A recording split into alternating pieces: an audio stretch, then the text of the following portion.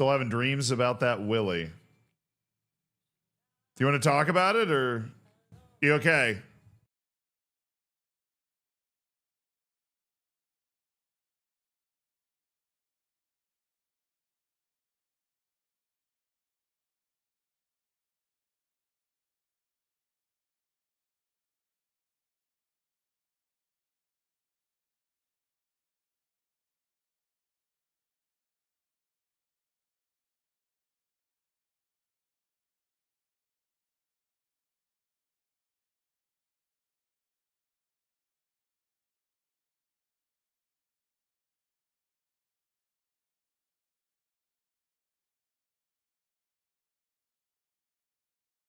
He said Willie lives rent-free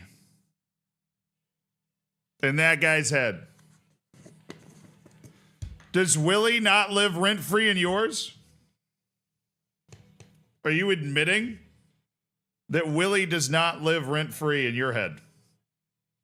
Because we might need to ban you.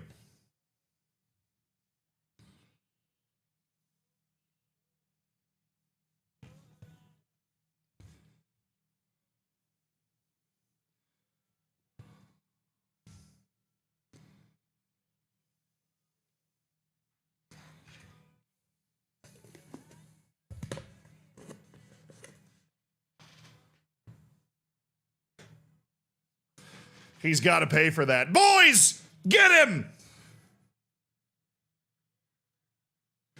Get him! Get him! Get that man! He's not a fan of Willie! We got to make sure we keep track of where Willie ends up in the save, dude. We got to make sure that we keep track of where Willie ends up in the save. Because we don't know where he is. He's somewhere. This one, officer. The problem is he's mysterious. Like, you type in Willie in the search bar and he's just gone. So we do have a big announcement today. So congratulations to you guys for getting here early, because you get to hear about it first. Apparently it started yesterday. I thought it was starting today. But hold on to your horses. Sierra, at least let me say it. All right. I was reached out to by a kit creating website. That kit creating website and I have partnered in order to be able to create the kits for Malia. So we are going to, if you're not a particularly artistic person, there is a kit creating function on this website. You don't need to have some crazy tech knowledge to be able to create this kit. All you have to do is hit !kits on Twitch, on YouTube. You click that link, which I am going to pin because I know how YouTube works. Boom. Message pinned. And then you are able to you're able to join the competition to create the kits for Malia. In-game. In-game. I want everybody to be clear. Aris, are you allowed to enter? Of course you're allowed to enter. It doesn't mean you're allowed to win, but you're allowed to enter.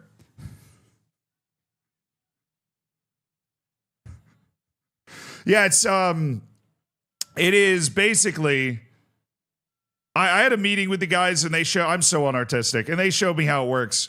They've got this functionality that where once we pick the winning kit, we can turn it into the file.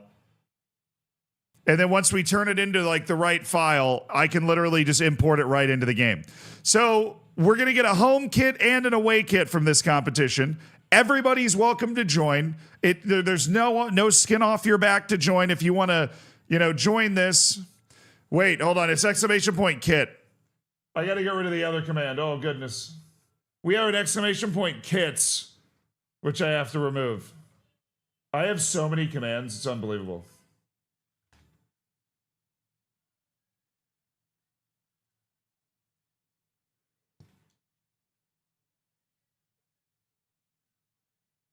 All right. !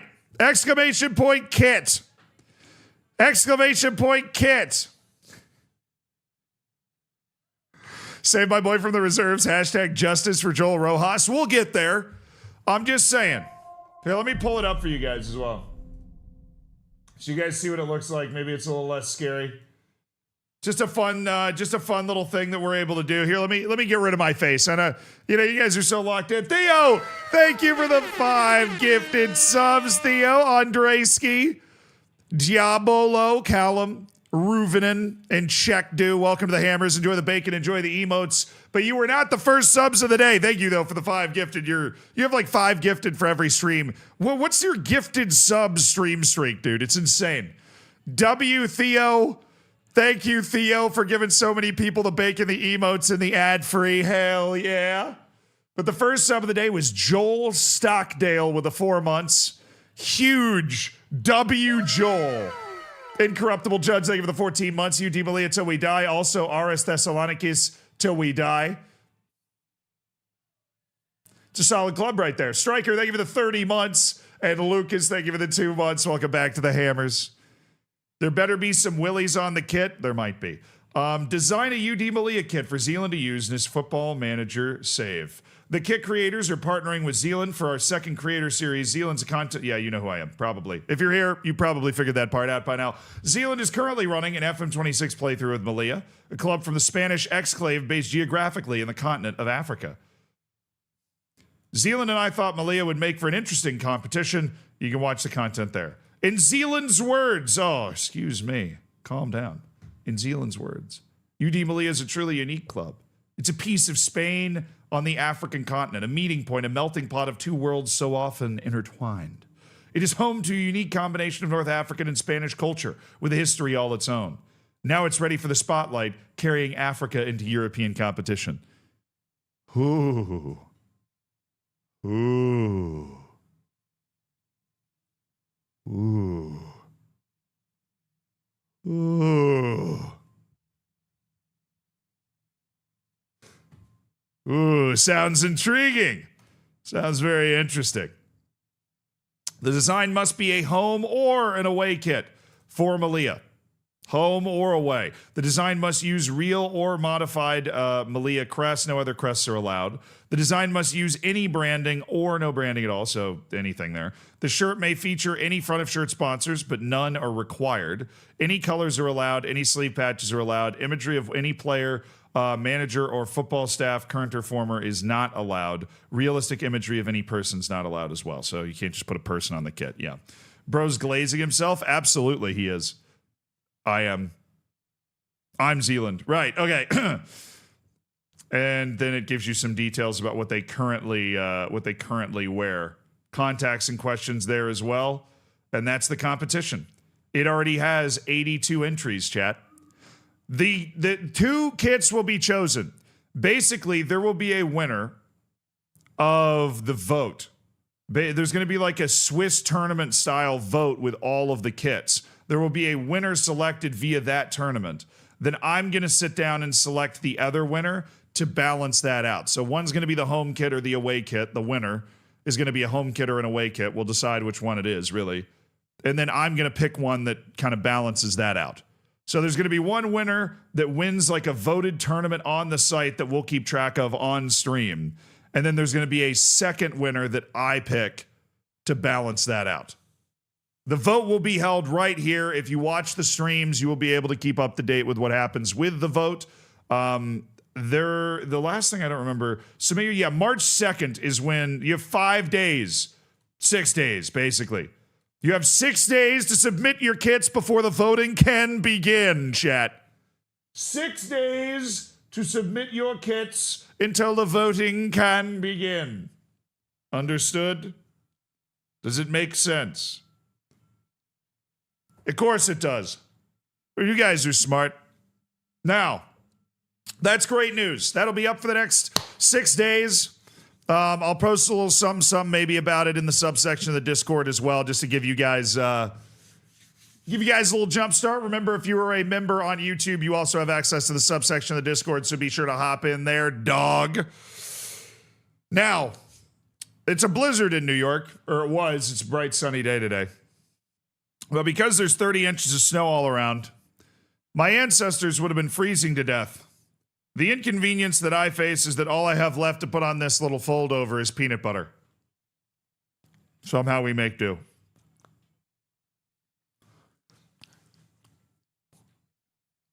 Somehow we make do.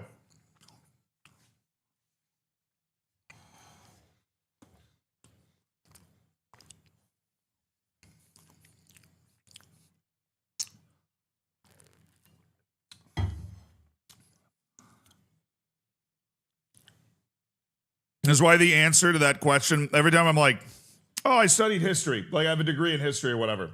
Oh, what era of history would you like to live in? Now. It was like -10, 50-mile-an-hour winds and a ton of snow, and the greatest inconvenience of my life is I didn't have the chance to go to the store to get honey or like grape jelly. The answer is always right now. That's the storm that used to kill people on the Oregon Trail.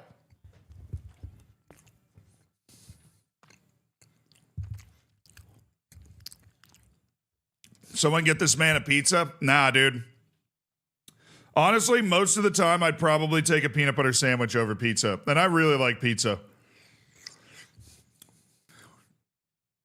Lucas Roque said, I've used a kit creator for kits like, of the club I invented. It's easy and cool. Nice. What other news is... Well, I mean, I agree, really. It's not even a nice. It's like, I totally agree with you. Another L take. Another L take. You know what's an L take? No, I see that. People...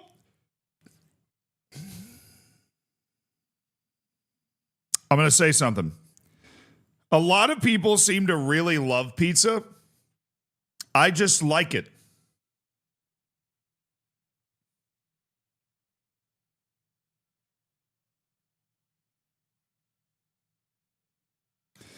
Like, there seems to be this huge obsession with pizza, and I'm like, I like pizza. Never understood the peanut butter hype. Not a big fan, to be honest. I don't get that. I don't get that. Peanut butter is just so good. I eat peanut butter with a spoon as a meal. More, like, fairly often. As a 30-year-old man, I'll be like, give me a spoon. Give me a spoon! I'm going in! You're definitely allergic to peanuts, so pizza. Are you able to watch the burnt peanut, or is that you just like start stroking out the moment he pops up on the screen? Can I tell you one of the funniest stories of my childhood, and then we'll dive into Malia?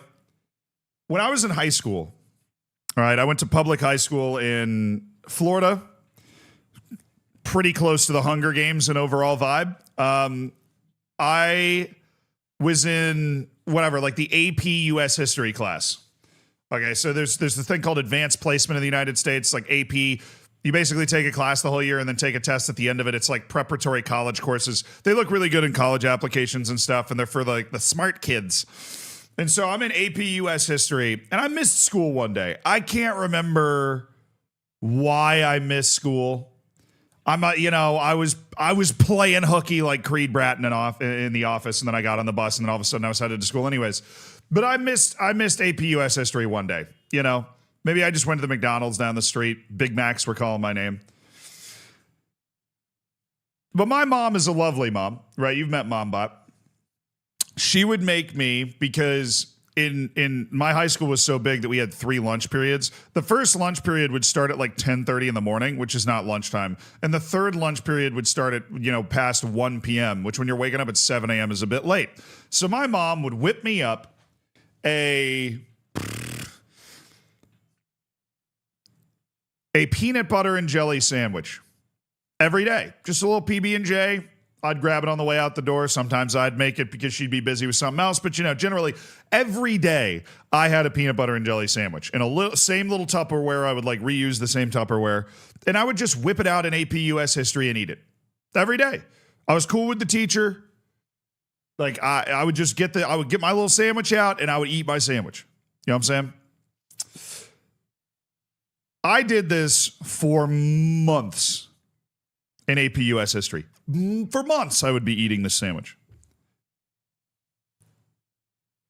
And one day, I mean, like December, after this has been going on since August, the girl behind me goes, or no, the girl in front of me. The girl in front of me goes, does anybody else smell peanuts? And I'm like, yeah, I'm eating a peanut butter and jelly sandwich. Like, of course. Like, that's what it is. And she goes, I'm deathly allergic to peanuts. And everybody in the class goes,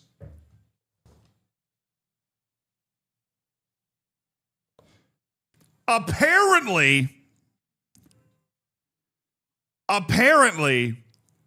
the one day that I missed,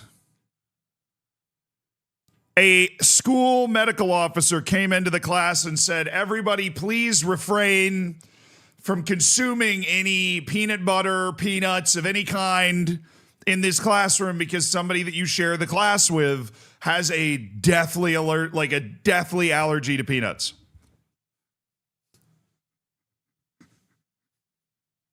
The one day that I wasn't there. Oh, yo, Emmy just raided in, dude. What's up? Welcome in from the stream. We're just talking about how I nearly killed somebody with peanut butter in high school. Hope you had a good time. Are you still snowboarding or you're off somewhere else now? You were at an airport yesterday. I hope you guys had a great time. Emmy's an absolute dog. No, a day one. And I was eating. I'll give you a quick catch up if you're coming over from Emmy's stream. I was eating a peanut butter and jelly sandwich for 3 months behind directly, like, you know how the desks are? Like, it's the chair and then the desk. On my desk, her back was like right here. Deathly allergic to peanuts. And I was just smacking a peanut butter and jelly sandwich every single day for 3 months. And now I'm convinced that peanut allergies are a lie because somehow I didn't kill this woman, despite the fact that I was eating a peanut butter and jelly sandwich 2 feet from her. Not actually. I'm in Spain, of course, naturally. It's exactly where I figured you were going to be. Spy life, hey, dude, there's, what are you talking about? There's counter spies here. What are you just talking about that here? Wakey, thank you for the 46 months. Yeah, so airborne peanut allergies, but yeah, W hot peanut allergy, I guess. W hot moms, W hot peanuts. No, I don't know why. Gotta keep up the empire. Oh, you're just checking on the outposts. I hear you. Funny you mentioned that because I'm also in Spain. Ha ha! With my football manager club, UD Malia. W hot Malia. My brother wants to know if you finished the sandwich. You want to know? I'm hungry. I eat a lot. I'm always hungry. I finished the sandwich in the bathroom. I literally, like, after we realized that she wasn't going to die, she was fine. And I was like, because she started freaking out, right? Because she, like, she watches the burnt peanut and I guess just passes out. I don't know. Like, just very afraid of the idea of peanuts in general. And so once we realized, I was like, look, I've been eating this sandwich here for months. So obviously you're very allergic to peanuts, but me eating this sandwich here for whatever reason is not causing a single problem. And so everybody's like, okay, I went to the bathroom and finished it. Well, I didn't eat it off the toilet seat. It was in a Tupperware. I just stood in the bathroom. It's a small sandwich. I was hungry. I didn't have lunch for another 2 hours.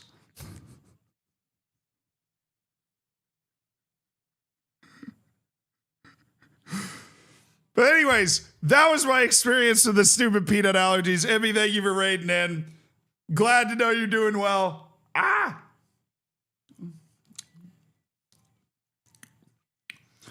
And for those that have joined, I play a game called Football Manager usually. Very cool game. If you have no idea what's going on. Wait, hey, Zealand, first time here, dying to see you play live. I can go get my guitar. We do a little live concert.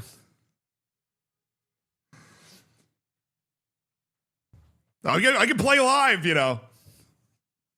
What's worse, peanut allergy or dairy? Oh, peanut for sure, dude. Peanut allergies can get so bad. Like when you're on a plane and they go, can nobody open any peanuts because this person will just literally die? No, that's only for me. All right, Champions League predictions. You ready? We're going to hit this pretty rapid fire because the Champions League is going on. We're streaming up to the 3 p.m. window here. Karabag with a comeback, 7-0 win against Newcastle. Karabag easy. Easy, book it, bet it, put it in the next round, bet the mortgage, bet the house. Karabag 7-0.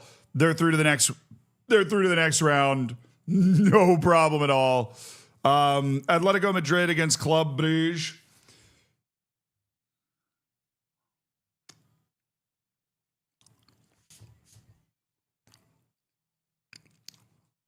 That was 2-2, right? Or 3-3.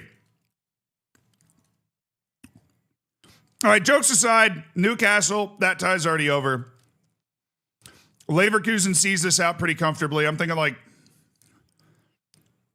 2-1 maybe. I'm thinking like 2-1. Atletico Madrid and Club Brugge and Inter and Bodo Glimt are like the games. Those are the games. Atletico Madrid was lucky to draw in Belgium. Like the goals that they got were all kind of weird and funky in their own way. It was kind of a nightmare match, like penalty, set piece goal. You know, like Atletico Madrid kind of gutted out that 3-3. I think Club Brugge has a chance, but I'm not picking against Atletico Madrid at home 1-0. So I'm going to take Atletico Madrid. Inter Bodo Glimt.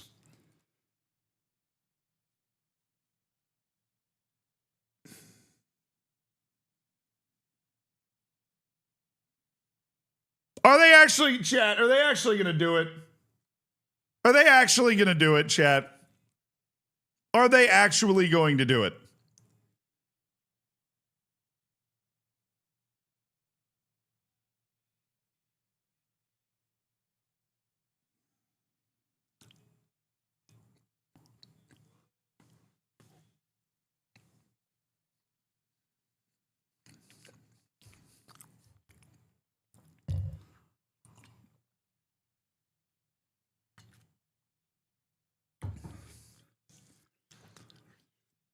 No way Bodo Glimt knocks out a former champion. I mean, technically FCSB of Romania is a former champion, right? So is Red Star. I think Bodo Glimt could beat them. They probably got a good shot at Nottingham Forest. Did I survive the blizzard? No, this is my ghost. I would root for Bodo, but Shivu's a coach at Inter and he's my guy. I actually met him IRL. That's a pretty good reason to root for somebody. How many streams does it take Zealand to play a single match? This has been a very long transfer window, but we are okay. Do do do do do do do do. Okay, you're saying like, oh well, Bodo Glimt, they're just home merchants, right? Bodo Glimt's just home merchants. Literally won at Atletico Madrid in order to make it to the knockouts anyways. Literally won at Atletico Madrid, drew at Dortmund, lost at home to Juve. See, they're not home merchants. They used to be home merchants.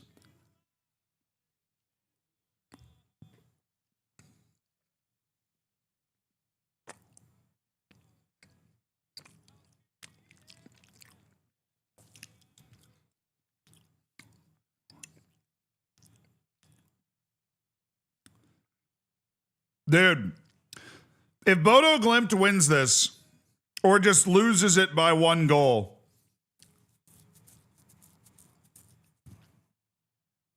Italy's done. And Bodo Glimt would be in the last 16 of the Champions League, which is just unthinkable, It's like a football manager save. It's literally like a football manager save, chap. Not even figuratively, it's literally a football manager save. I'm picking it. Bodo Glimt loses by 1 and advances. I'm picking it, dang it. I want to pick it. I want to root for it. I'm picking it. I am picking it.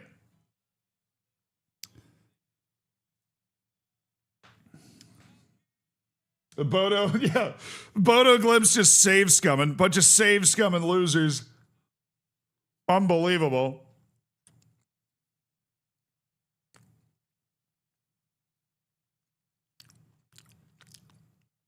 Is this your world record for the most streams in a summer? Dude, it might be. This has been such a big off season for us. This might be the longest stretch we've gone without playing a match on stream. Oh, man. All right, I got to set my squad for this boomerang match.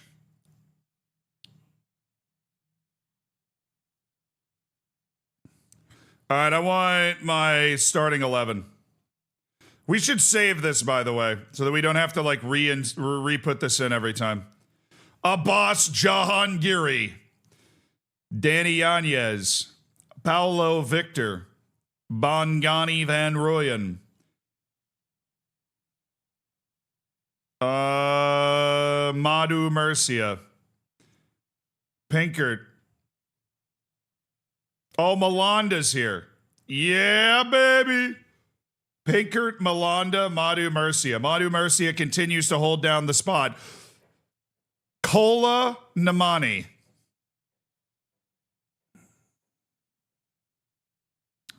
We never really did go out and sign another goalkeeper. Oh, dude, I forgot we did that yesterday. I forgot we signed this guy and just like bullied him.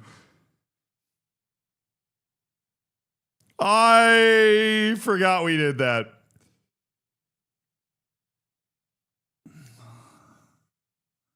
That's the janitor, chat. Welcome to the next episode of UD Malia. We are in the off season. We are building an absolutely spectacular team here. We still have plenty of budget to spend to maybe make some more things happen. We'll see how today goes. But we just completed the signing of one Joel Rojas. When we signed him, we promised important player. What he doesn't know, of course, is that we didn't have any room to register him. So we've lowered him to Impact Sub to anger him on his 5-year contract to then loan him out so that he can play for a year or two, and then we can eventually either profit off of him or use him as a player on our team, you know, as somebody that gains Spanish nationality in 2 years. We'll see. It was only $1 million to get this guy over here, and we definitely believe he's a sensational player. We just told the team he was the janitor so that nobody gets on his side. We're good.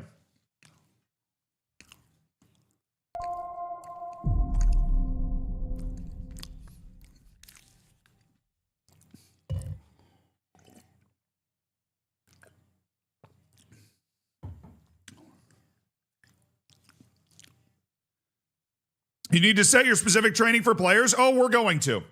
But first, we're going to continue.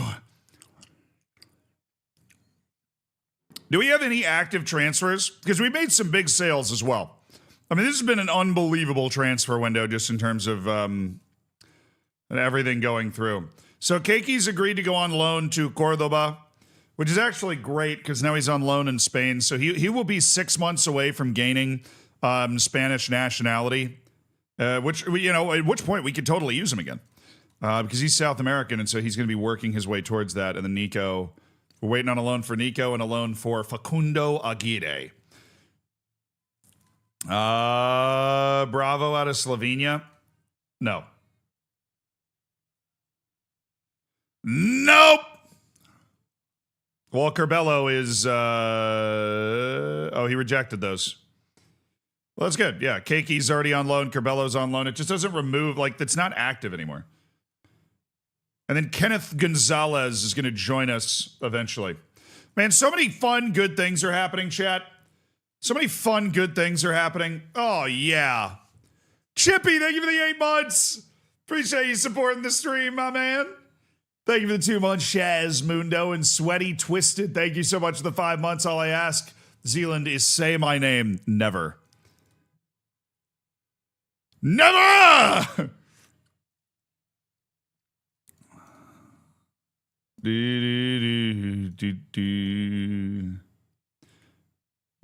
Okay, this guy goes on. Keep an eye. Intigi Tunkara. I think we're finally at a level where Intigi Tunkara doesn't make any sense.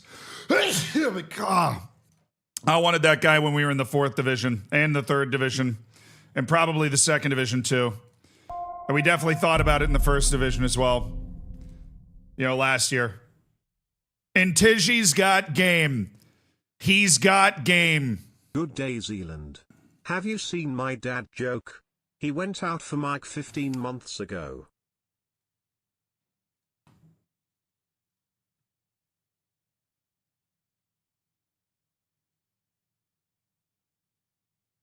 Thank you.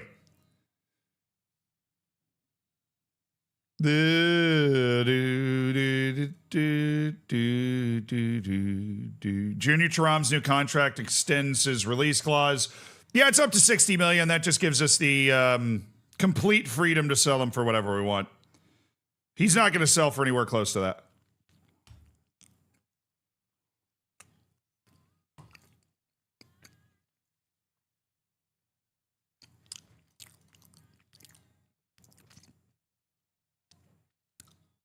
Amir Kamal. Amir Kamal has signed.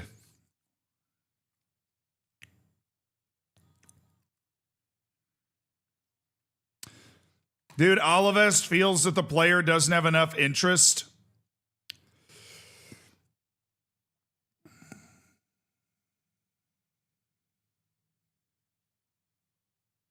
Come on. Come on. Explore loan offers for 2 weeks for Joel Rojas. You'll find one. You'll find a good one. There's a good loan offer out there. I promise.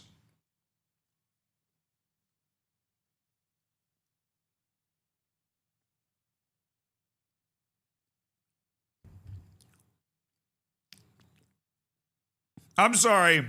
If I see that star rating and that value, you have to be better than this. There's no way. There's no way. He's not actually that good. Yarlison Dios. So this would be the wildest B team player ever. Yes, it would be. But we are hoping that he is not, of course, on the B team.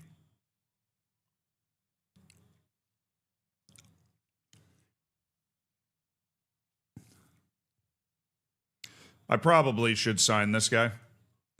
I probably should sign this guy and then have him play like a year with the B team.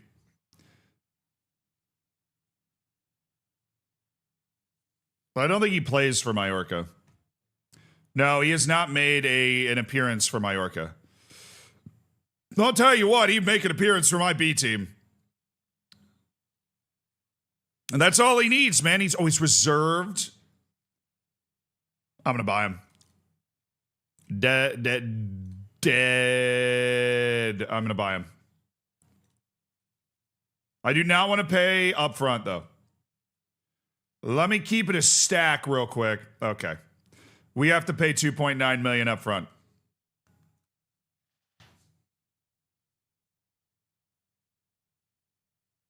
I'm right. This guy's good.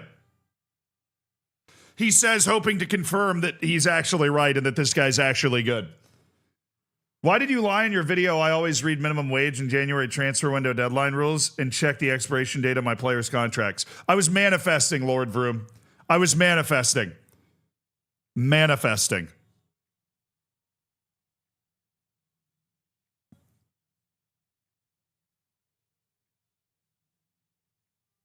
Wait, I'm not talking about first team now. I'm talking about he's got the framework, all right? He just turned 19. This is his age 19 season. All right, he's going to be 19 all year. He can spend a year down on the B team. Like, he has not played a senior match yet in his career. He has not played a senior match yet in his entire career. Let's see if we can. I like that idea. Let me do like $1 million up front and then $1.9 million over 3 years. And let's see if they'll take that. No, they want it now.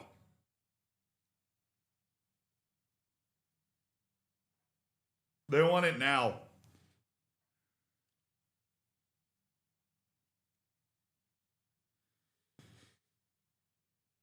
By the age of 34, he'll be in the first. He's good, man. He's good.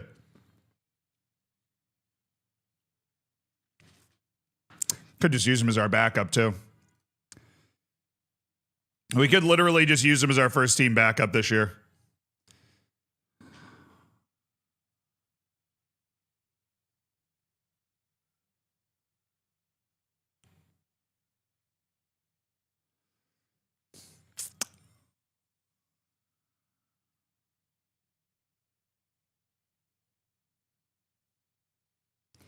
Well, yeah, I think, what does he want? You know, I'm talking like we have the ability to send him down to the B team. If this guy walks through the door and he's like, actually, I need to be the star player. He doesn't even want to join me. There's no way. See, what's the point of debating, chat? What's the point of debating?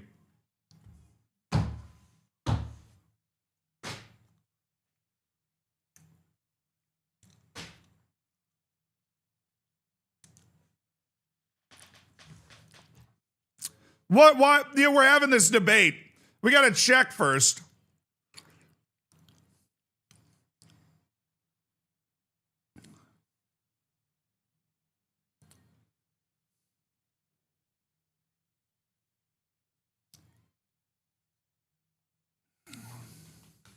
First team saved. All right, let's rotate. Tosin Adarabio, Alexi Olmedo, Sergi Mayans, Miguel Rubio, Bongani Van Rooyen. I have some very specific training for you.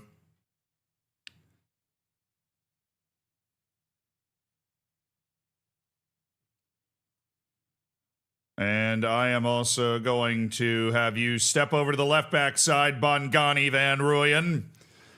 You got it, Bongani. Duran, you're off. Mazi Buko's in. Ebenezer Atkinson Miro is in. Where's Seka? Sessa, whatever the hell his name is.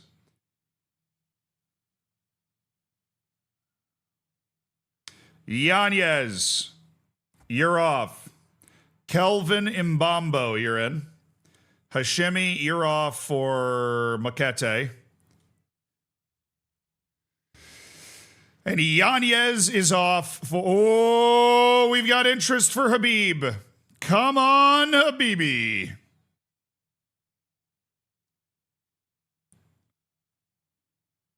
And we'll run Taram.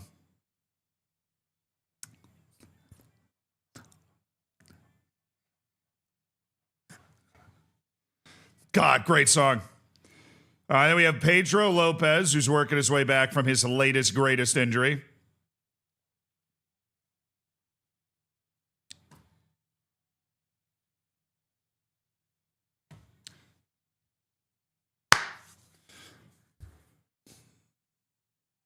Where can I find this database? I mean, it's the basic game database. I don't have any extra databases installed. I did obviously set up a pretty elaborate. All right, we won 3-0. Ebenezer Atkinson Miro's name just doesn't fit. It just breaks all of the screens. It's very funny. Brighton's Tyrese Hemmings. Abdoulaye Faye.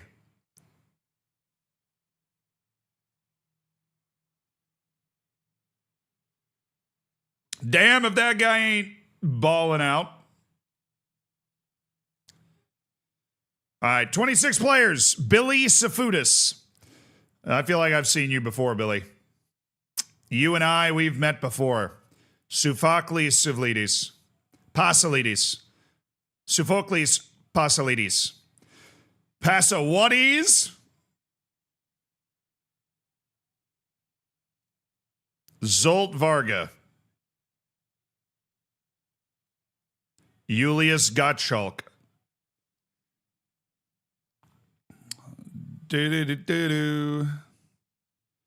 Nicholas Madden. Hey, at least we don't know that you're bad, so I can't cut you. Stop showing me Miguel, bro. If you show me Miguel every single scouting report, I'm eventually just going to lose my mind and move to rural Alaska and stop doing this. I can't take it. Every single time I go into one of these scouting reports, it's like, hey, have you seen this incredibly good player over here? I mean, he's like so incredibly good. You're not even going to believe how incredibly good this guy is.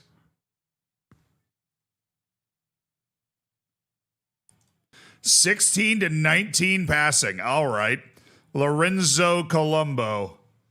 Figueiredo. Moss Williamson. Okay. Gabriel Ortolani. I'm not optimistic. There's too many Argentines on my scouting list all the time. There are too many. I don't need all of them. Teres Dolan. Okay, Aaron. I feel like there's easier ways to spell that, but you know what? I respect the dedication to being weird. Vladislav Vanat. A lot of guys that we just don't have any good reports on right now. That guy's on the loan list. Not for me, he's not. Not for me, he's not. Elias Cabrera. I have had this guy before. He is a very competent playmaking type player.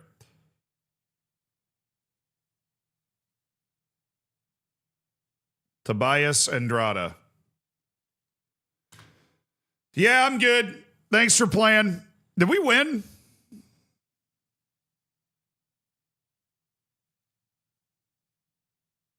Oh, yeah. Okay. It was the 3-0 win with the Ebenezer Atkinson Miro name. All right, our final friendly is in 2 days, chat. The first match of the season is beckoning. Our final friendly is in 2 days. Let's get our first team out there.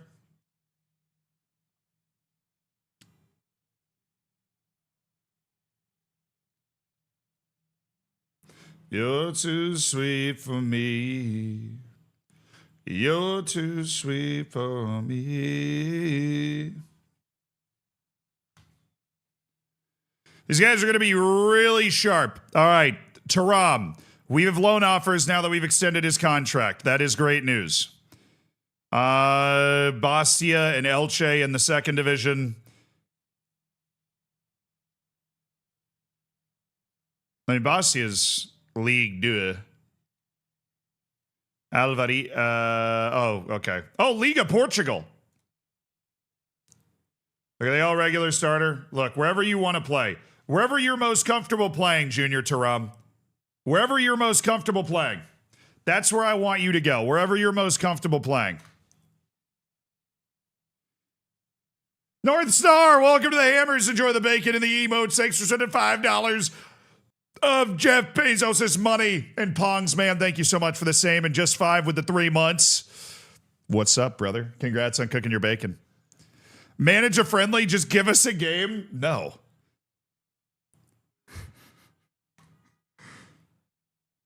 Although our transfer business does seem to have slowed down somewhat. Like the targets we've been targeting. Let me go back to the yes list. Not looking for center backs. We're just looking for... Try left backs. Shago Araujo, no. Mate Rins. Rinish. Akeem Akakpo. He doesn't want to talk to me and now his asking price has gone way up. Max Hennig, it was so great for us last year. Dominic Javorchik. Yarlis and Dios, who doesn't want to talk to me. And then there's Mohammed Haytoumi. Hey! It says Yarlis and Dios is... It says he'd be interested in talking to me. I don't understand what's going on here. It's a release clause. You guys can't say anything back. Haytoumi would be crazy expensive, but he's a hell of an athlete who works very hard. Just turned 20. In the Moroccan national team.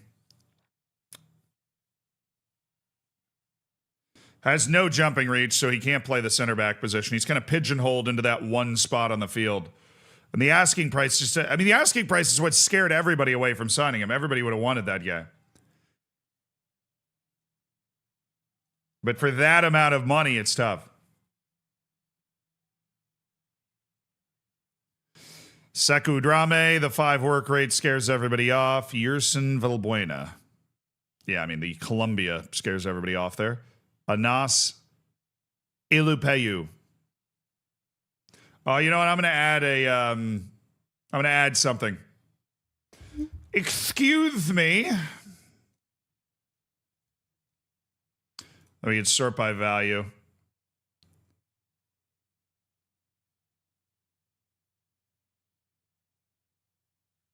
McCall Kuzma. Cesar Sanchez. Gregoris Panagiotis.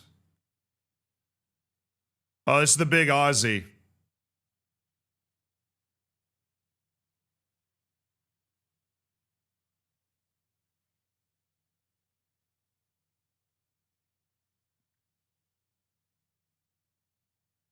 I'm going to try and sign that guy.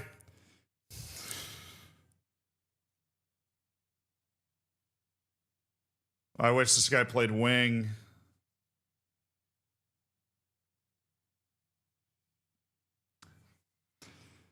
Like as a wide forward or something on the right. There's that pace and the ability to dribble.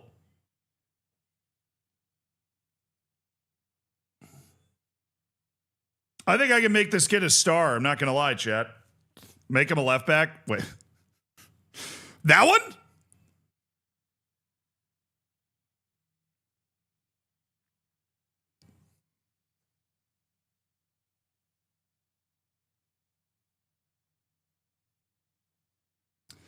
Gregoris Panagiotis.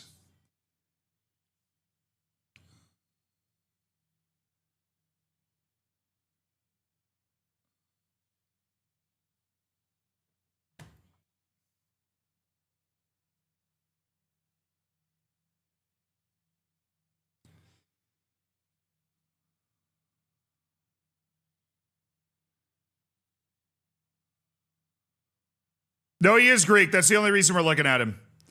I already knew that. Because I spend my dreams looking at these guys.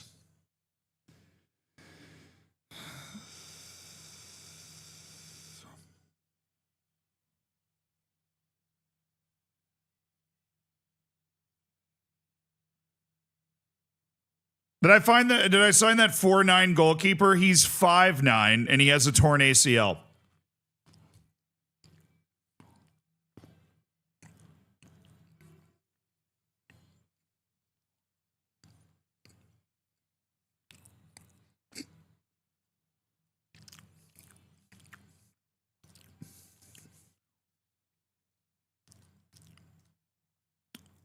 Such a unique player. I'm going to try it.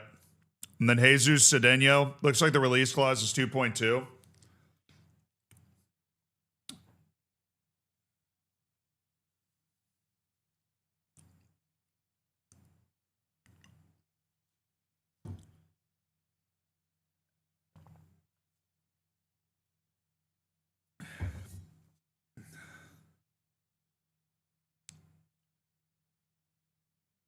Maybe when they operate on him, they can give him a few extra inches. Like, hey, when you're down there, repairing that knee, can you add a few inches to his legs, to his legs, to his legs, to his legs,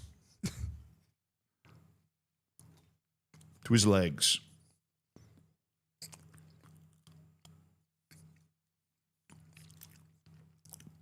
I'm pretty sure this guy won't want to talk to me. It's just like a belief that I have. Yeah, Dios literally doesn't want to talk to me. Panagiotis does want to talk to me. And Jesus Cedeno does want to talk to me. I do not want to loan Panagiotis back. I don't want to loan him back. That feels like a bad idea.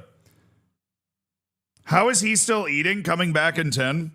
Are you really I only have one bite left. I'd rather starve and you be here, Albert. I didn't know my eating was keeping you away. I was just snacking on a little peanut butter sandwich. How is he still? I was eating very slowly because I'm like playing the game.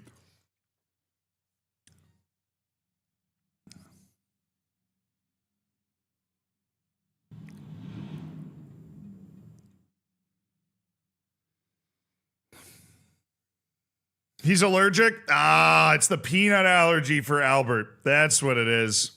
It's the peanut allergy.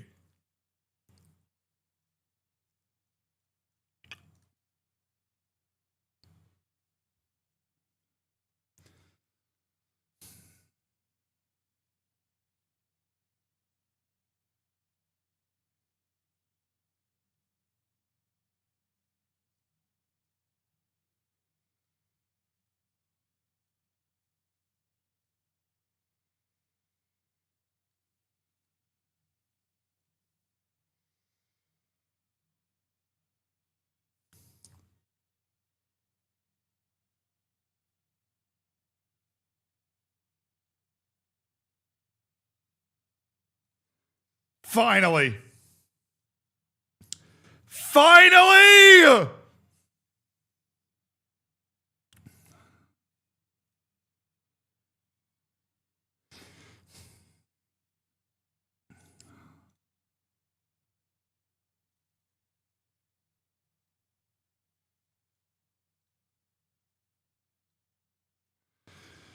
Grigoris Panagiotidis.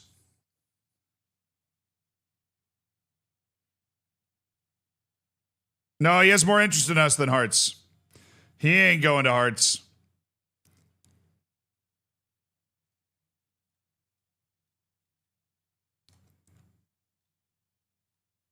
Nice, we downshifted him. We downshifted him, super hardcore downshift.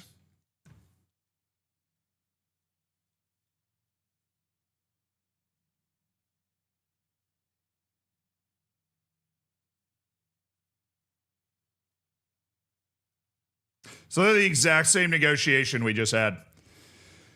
We're going to wait for our scouting reports for those two guys, but I like both of those signings. I think they look really, really good for me. I think they look really good, so we're working with that.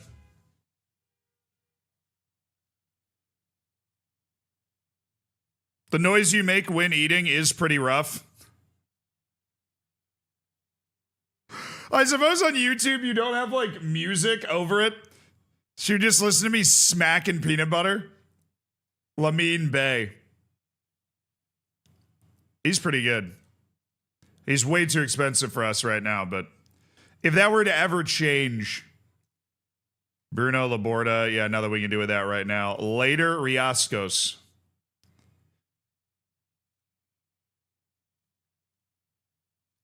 Yeah, all right. Mate Greenish.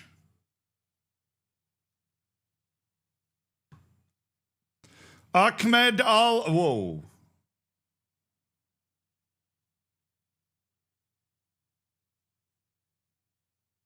Yeah, YouTube does get the ASMR streams, dude. Pure ASMR. Man, this guy just needs to hammer athleticism, and he's going to be an amazing player.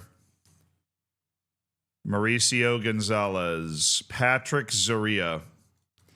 Amar Balus. You definitely do not stay on the Wonderkid side. Abdulaziz El Said. You don't stay on the Wonderkid side. All right. Tangier is coming to town tomorrow, and the season kicks off after this match. After this match.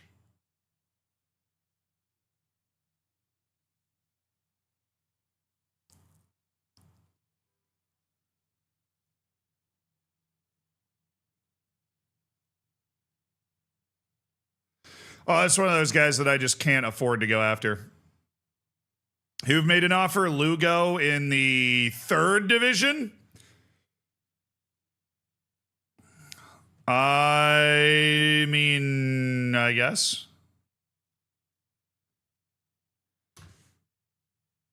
Oh, I need a vice captain. Our vice captain is gone. I think it was Petrov. Pinkert. I think it should be Pinkert. Pinkert's got 14 leadership, 15 teamwork. He's 30 years old. He's an experienced player. I mean, it could be Madu, but he's pretty significantly worse. And Pinkert's already an influential player. He's not highly influential. Olmedo's the only other guy there, and then Madu's the only other guy there. So it's not like there's a ton of guys ahead of Pinkert. I think we make Lucas Pinkert the vice captain of the team.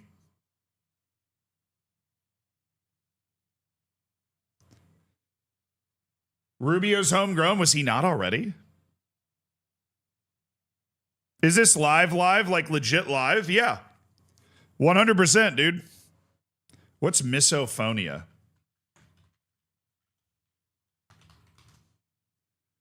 Hatred of sound. Intense negative emotional and physical reactions to specific, often repetitive sounds. Chewing, breathing, tapping, pen clicking. Oh, everybody has that.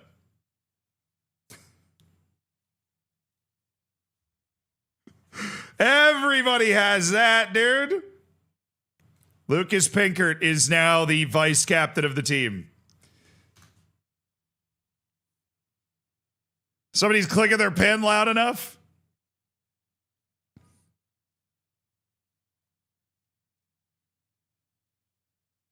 All right.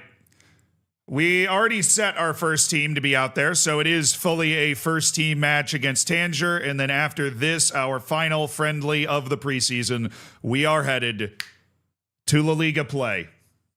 How's the B team doing? I'm just so excited that our B team is like actually playing matches. They're winning friendlies. Yes. That's me. Wrong team. Their league season starts soon. They won away against Recreativo de Huelva. Their league season is starting soon.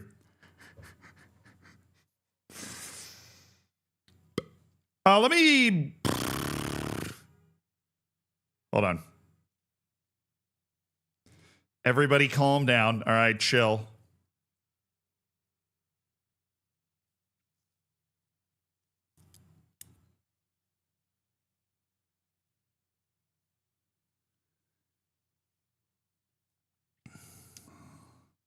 Ooh.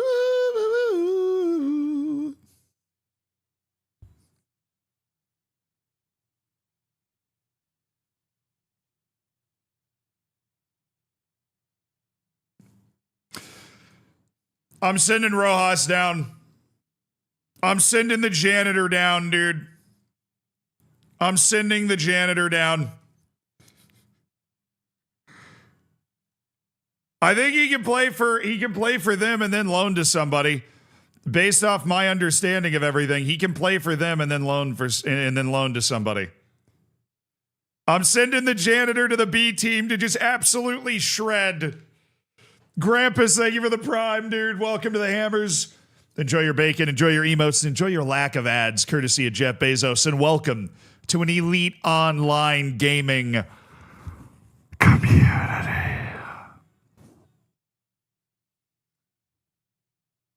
Oh. Wigan, thank you for the 8 months, dude. Hell yeah, hell yeah. Twitch Child coming next month. I hope you've got the crib ready.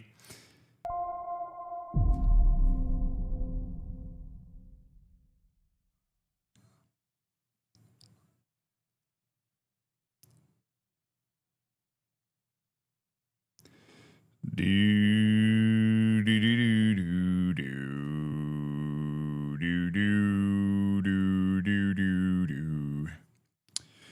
All right, Habib on the way out. Lopez coming back, and then I think we bring in one more winger with Taram and Victor Habib. See, if Habib played right wing, we'd probably keep him. But he doesn't play right wing. He just exists on the left.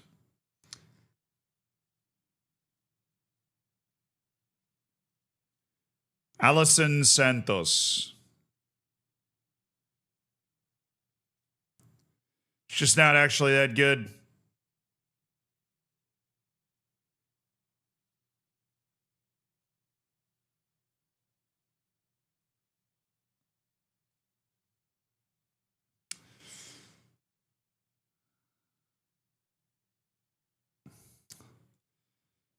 When you're not next to me. Do, do.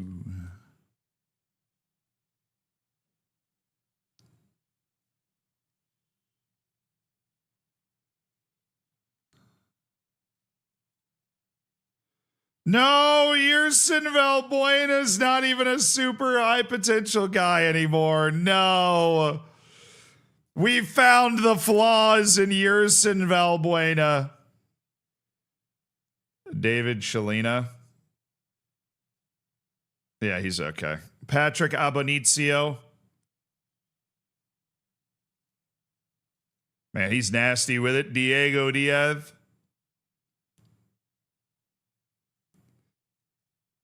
And Mohamed Amin Tavakoli. Keeping a keen eye. We're keeping a keen eye. Rojas moved to Malia B. I can't believe we're doing this to him. I can't believe we're doing this to Joel Rojas. He's going to eviscerate teams down in the 4th division. All right, Aguirre's agreed to join Alaves. Listen to me. You are a future first-team player. You are a future first-team player, Aguirre.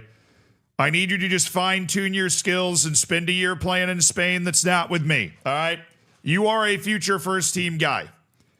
I believe in you. They believe in you. Nope.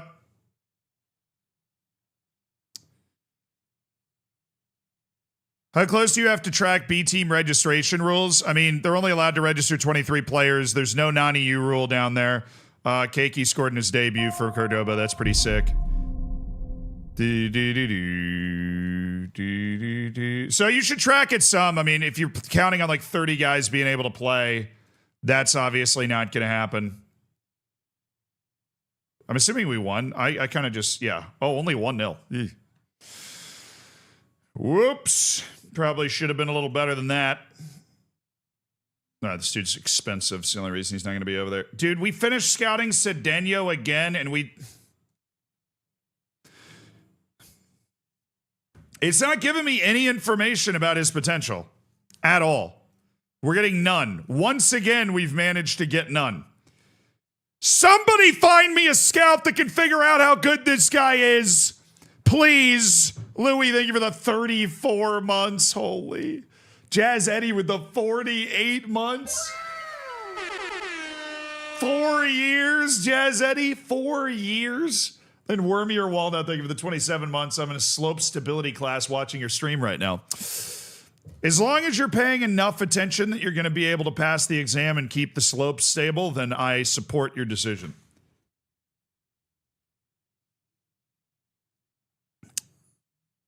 It's Jesus, dude. True. Oh, he's mad that I moved him down to the B team. Ismaila Wadrogo. Dude's actually quite good. Jules Stavecki. Oh, hell no. Zane Albarus.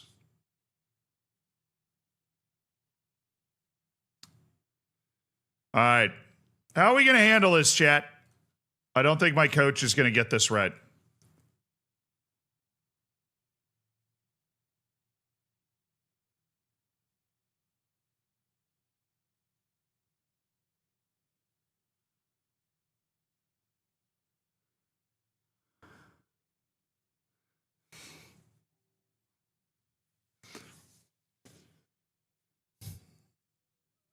Punishment for his behavior? There's no way that works, dog. No, as always, I'm just gonna be honest with him, right? There's no way punishment works. The first option is the truth. 1 step back for 2 steps forward in the future. Trust the process. Go play a full season in the Spanish 4th division. Work on your game, work with our coaching staff, get your Spanish nationality on track, and the next year we can get you into the first team.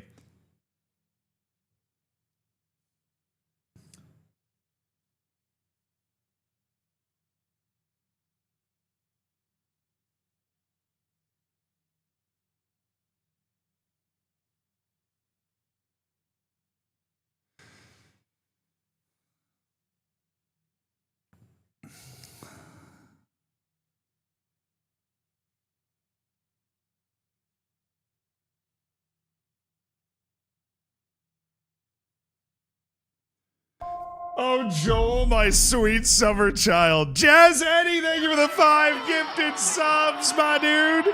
Hell yeah. Thank you for supporting the stream with kindness. Joe, Historial, Hockey Sticks, Footballs, Rebelin, and Bricks. Welcome to the Hammers. Enjoy the bacon. Enjoy the emotes.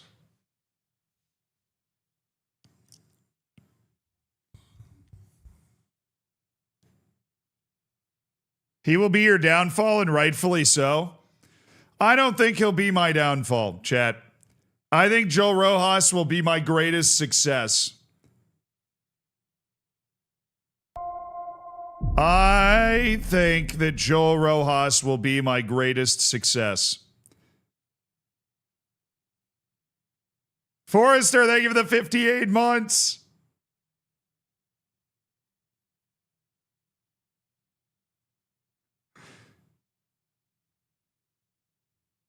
He'll be my greatest success. Joel, you just have to believe. Honestly, what we're trying to do is encourage him to accept a loan. We're trying to bully him into so the whole goal of what we're doing is to try to get him to take a loan to go out. That's what we're trying to do.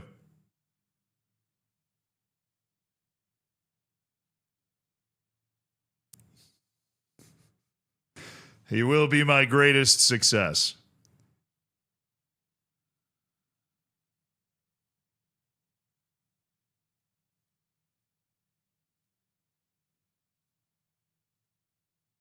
It's glitching out. It's going to make me back down. Unbelievable. It's literally glitching out.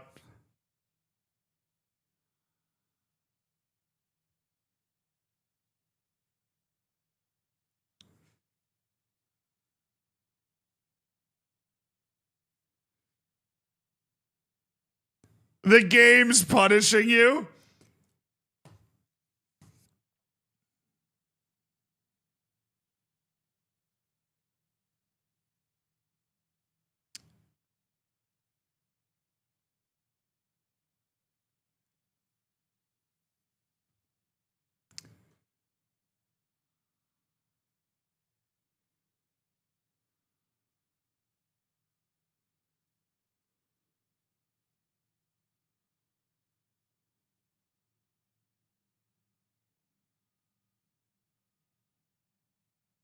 We could just decline.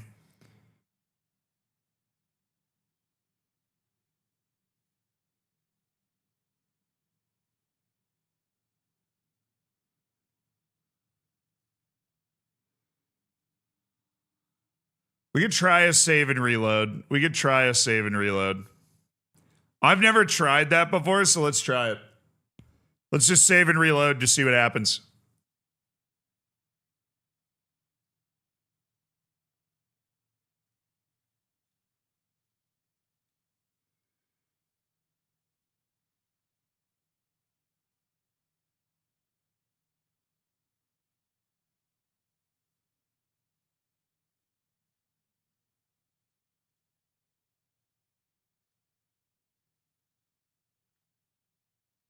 Oh, that actually glitched it even more. Now I can't decline the conversation, which I could before.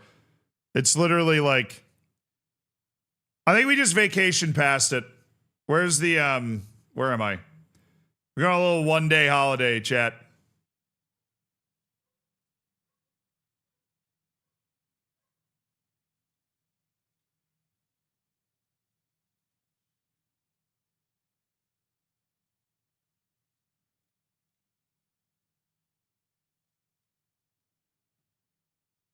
We're good.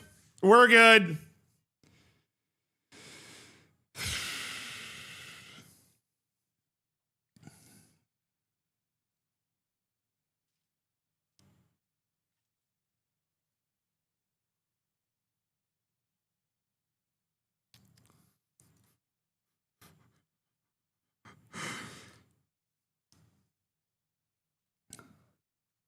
Joel, come on, man. Come on, Joel. Come on, Joel. All right, I'm going to delay this. I don't know if we want to do this yet. Jesus Cedeno, I really like him, but it's tough to know with We just can't narrow his potential down at all. We cannot narrow his potential down at all. And it's tough for us to work in that environment. Meanwhile, Grigoris Panagiotidis delayed as well. We're waiting for one more scouting report to come back that might be able to narrow down his potential. So we're working on both of those.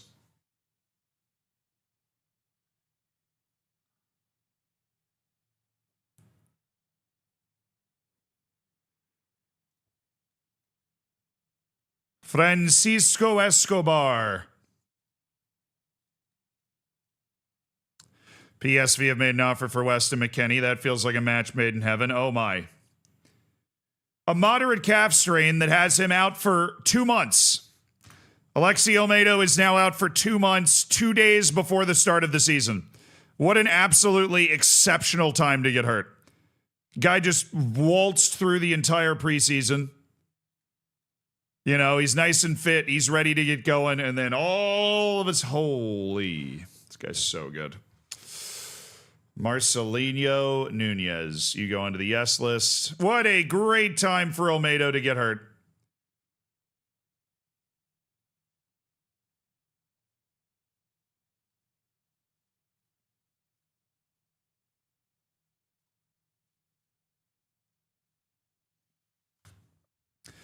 At home against Granada. Moderate. Dude, there's nothing moderate about a calf strain if you're out 8 to 9 weeks from it. There is nothing moderate about a calf strain if that's happening to you. Lavro Chelfie. Poor Lavro. My bad. Supposed to just be for a year. Hoping for a positive start, aren't we all? Oh, Joe Everett. Damn, Bayern Munich's going after him. That means he is definitely the truth.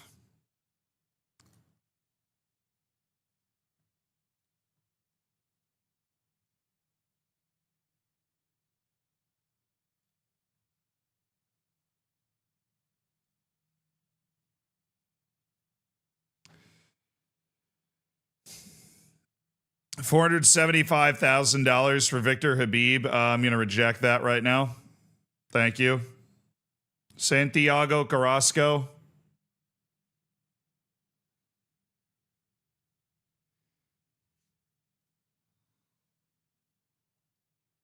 Let me go down to the B team again. Let me go take a gander at the B team, which currently has 25 players on it. Does that include the loan guys?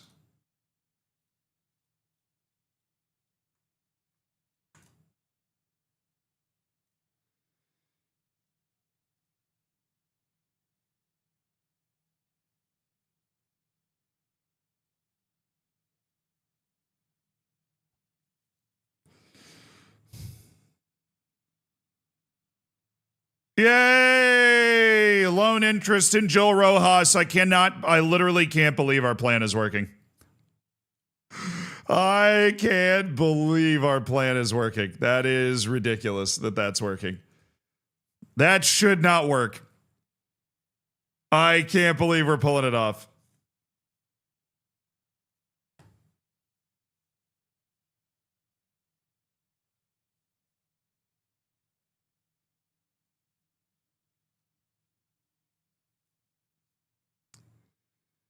Now, these guys are going to be regular starters in the 4th division for us, working with our staff. So I think I would rather have that right now.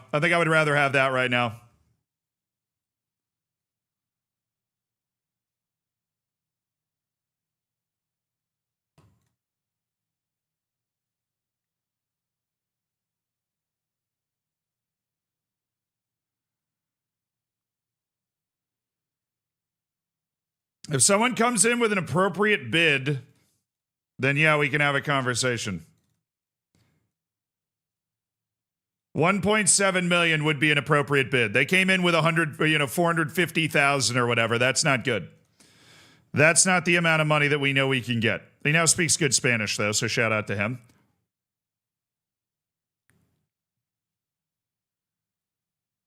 It worked! We got a La Liga loan offer, dude! We literally got a loan offer from La Liga for regular starter Joe. It worked! We literally just bullied him! Yes! Let's go! Emotional manipulation! That's what it's all about. Emotional manipulation. That is what, I mean, that's what it's all about. That's why you play the game. That's why you play the game. Redabile Rampolong. Peter Like. Joel Rojas headed to Alaves to play in La Liga this season. Great development opportunity. Great opportunity, for him to spend a year getting that Spanish nationality as well.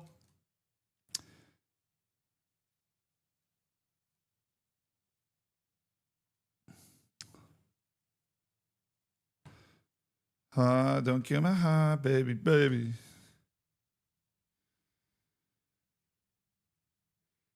And we kick off the season today. This is the moment.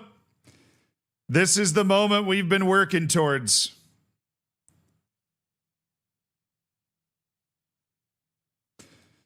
This is the moment we've been working towards. Mario Cantero is already on the maybe list, and let me tell you, he shouldn't be there.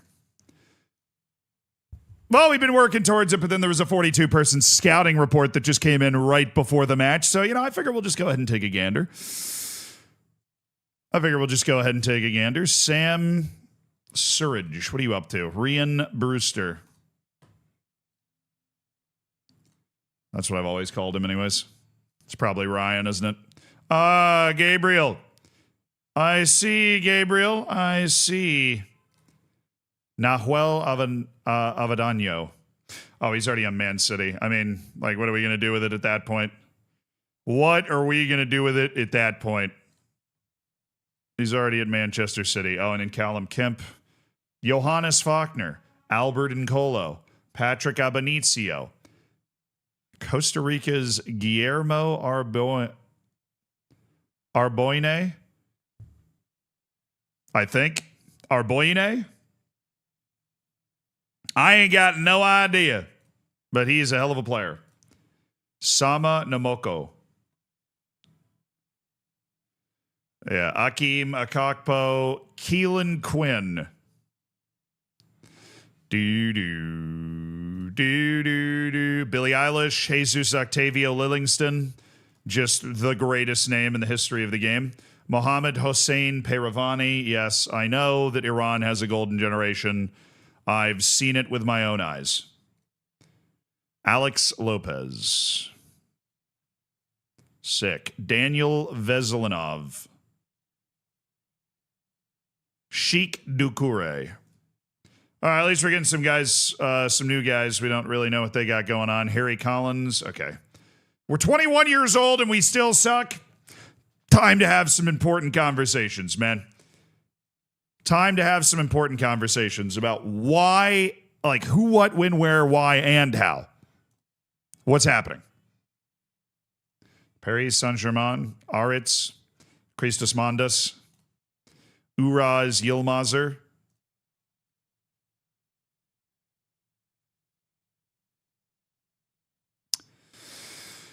Oh, I wish you were worse, then I could just dump you. Horace Williams. You just don't get enough Horaces anymore, chat.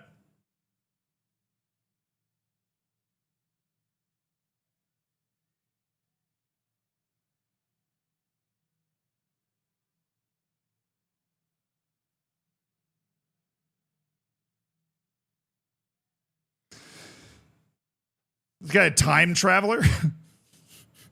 You don't get nearly enough Horaces. It's not a bad name, It's just associated with really old dudes. We need, as a society, to come together and agree that it's okay to name kids Horace again.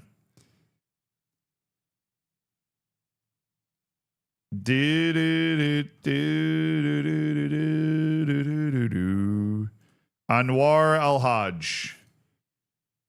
Let me help you. He's not nearly as good as you think he is. That's the help. You think he's this unbelievable player. Well, let me tell you a little something. He is not. Tom Amerman.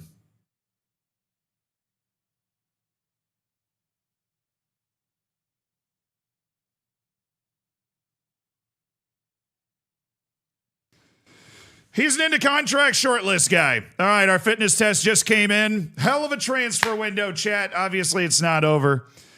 But we have, it's a very new feeling team out there on the field.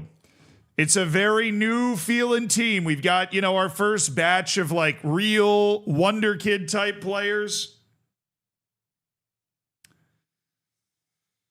What age do you say you stop looking for potential players? I mean, every year a player gets older, they're able to improve less. So it's a sliding scale. If a dude's 25 and has some potential to grow into, but he's also just a really good player at that point, then I'm still going to be interested in him. But, all right, we have Quieto, Mbumbo. Oh, where's Lopez? Lopez is cleared. He passed his fitness test, so he takes...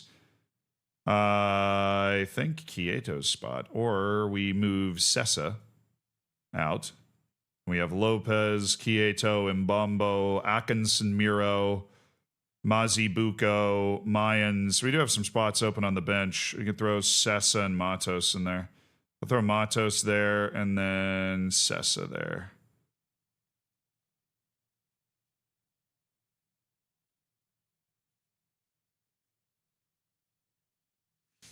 Yeah, that Omedo injury leaves us a little thin on the defensive side of the ball, but what do we have? We have 12 plus 11. We got 23 guys in the first team right now. We got interest in Matos. Al Jazeera, please make an offer. I'd love to let Alex Matos just move on and open up some spots for us to sign a few defensive players to round out this team. Start my goat in Bombo. Chat! It is time to meet your starters on opening day 2030 for UD Malia.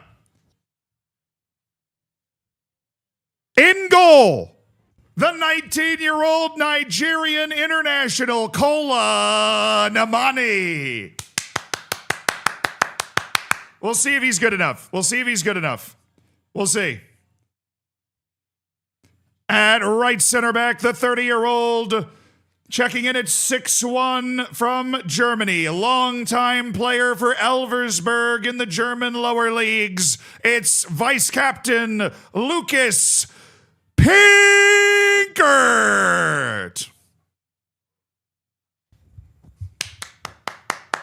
Nice. At central center back, it's the veteran French defender standing at 6'1", signed this offseason from Middlesbrough in England. Adilson Malanda.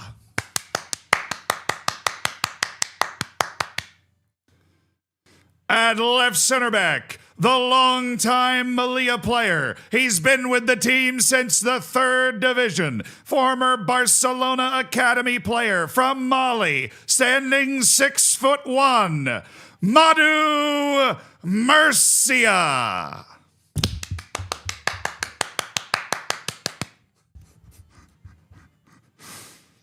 At right back, the 18-year-old from South Africa, signed this season from Mamelodi Sundowns. He has 3 caps for the South African national team. It's Bongani Van Rooyen.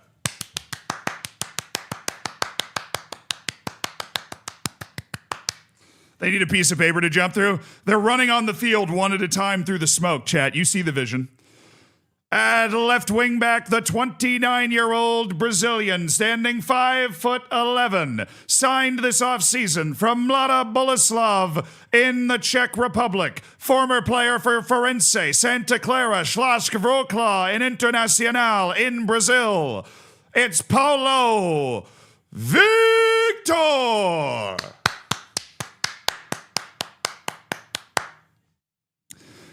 At right central midfield, it's your club captain from Spain and the Real Madrid Academy in his 4th season with UD Malia, Paul Duran Duran. Yeah.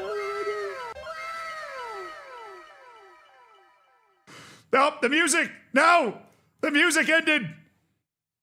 The music ended. Bring the music back.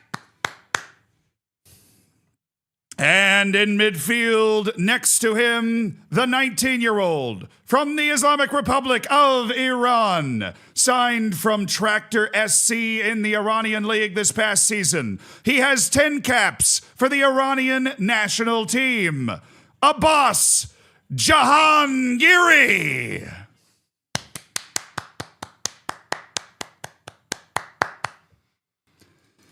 And now for your attacking trio at right wing, entering his 2nd season for UD Malia at 23 years of age, the former Real Madrid Academy player. Standing 5'10" and coming off a season with 10 goal contributions in the league, Daniel Yanez.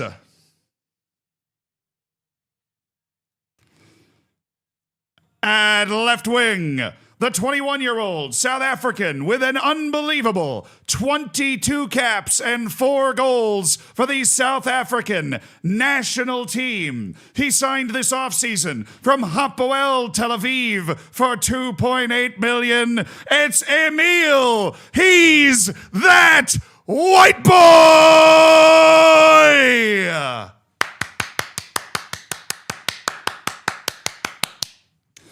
And the new starting striker on opening day, 20 years old, from the Islamic Republic of Iran, with 9 caps and 1 goal for the Iranian national team. Signed this offseason for $2.9 million from Persepolis in the Iranian League. Standing 6'2" of absolute dog, it's Majid Hashemi.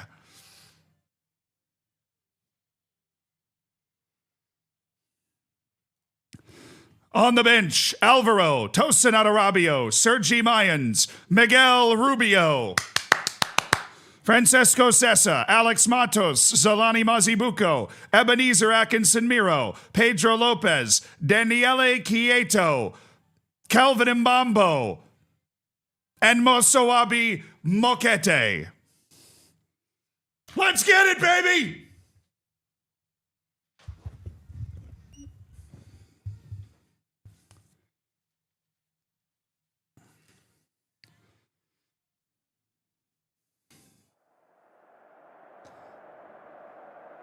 Granada visiting the Alvarez Claro on the north coast of Africa as UD Malia's new appropriate La Liga stadium is under construction. A lot of new faces on this team, and we will see how they handle it.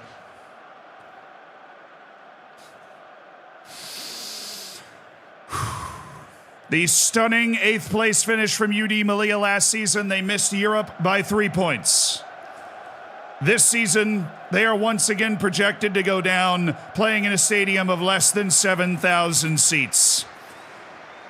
But they believe in their scouting program. They believe in their facilities. They have invested so heavily in their facilities around this team. And it is time. It is time. Van Rooyen. The 18-year-old has Duran. Back to Bongani Van Rooyen. Bongani Van Rooyen. Bringing it back to Duran. Abbas Jahangiri. Yanez! Oh, it's offside. Oh, it was offside. Nearly a perfect start to the season.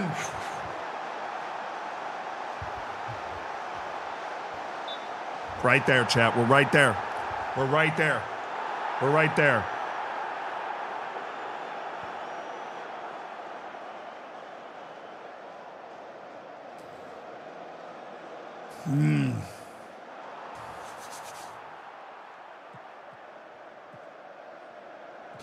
Bongani Van Rooyen.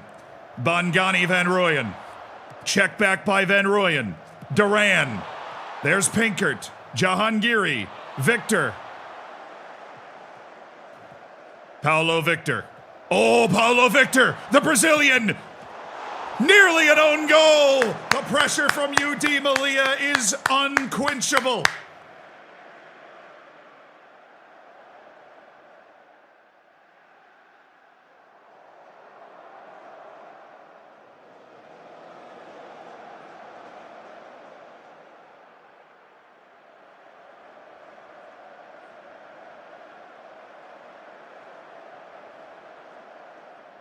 Yeah, Victor works so hard. Victor works so hard, dude. What happened to our new stadium? They needed another year to finish building it. So we're still playing in the Alvarez Claro for right now. No Tingus Pingus Park yet.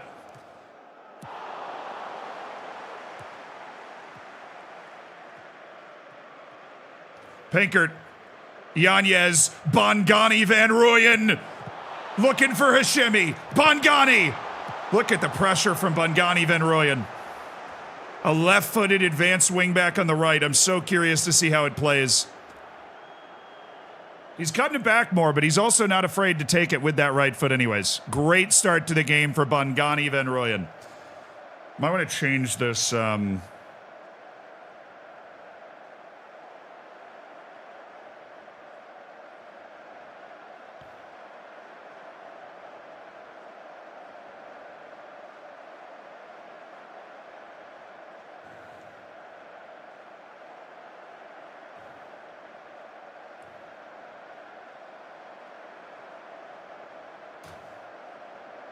Let's keep going, boys. Let's keep going. Hell of a start for the right side of our team. We're not getting much from Hashimi up top and the left side of our team, with Whitboy and Victor's not doing well. Oh, there we go. Whitboy just made a really nice play. Match rating went up 0.3. We just moved the ball up the left side that time. All right, Victor. Abbas Jahangiri. Victor. Oh, that's a good ball. That's a pen. That's a pen. That's a pen. I saw it. I have no idea who our pen taker is.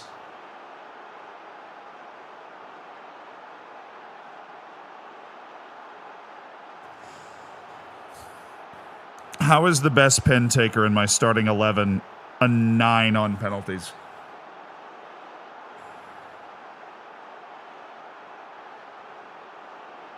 Whitboy.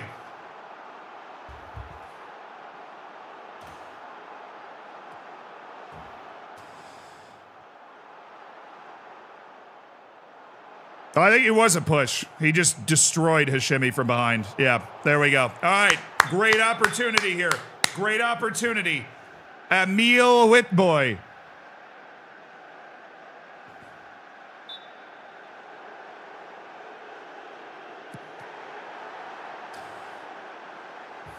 That's going to be a problem all year, chat. We don't have a single decent penalty taker on the team. I don't even know how that happens. Hashimi, Vitboy, Jahangiri, lovely pass. Victor putting the pressure on. Emil Vitboy, back to Paulo Victor. He's got it back to Emil Vitboy. On to Abbas Jahangiri!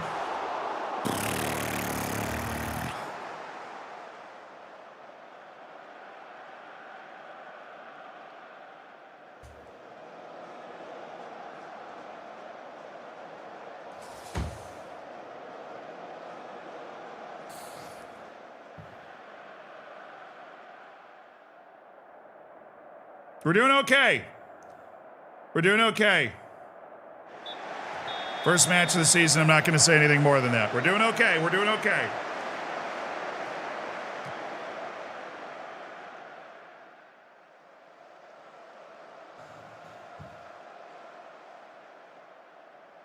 Yeah, we're going to explore multiple options for the penalties. I'm not saying that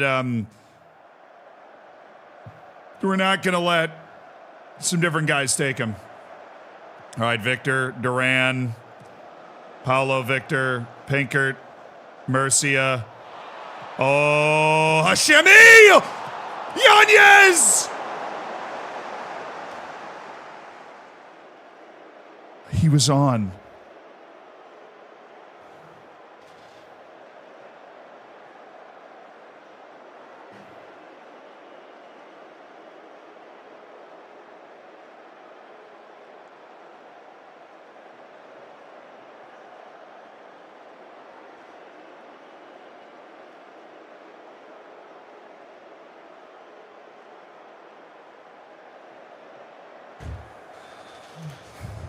Somebody, oh, dude, Isaac on YouTube said Yanno.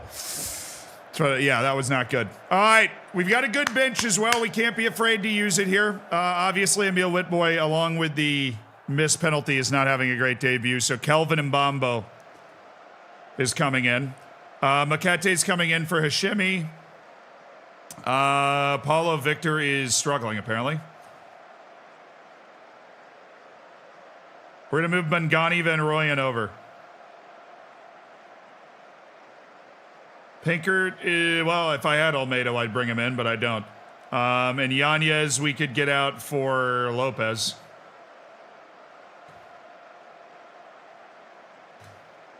All right, Kelvin Mbambo, Masawabi Mokete, and Miguel Rubio have checked in.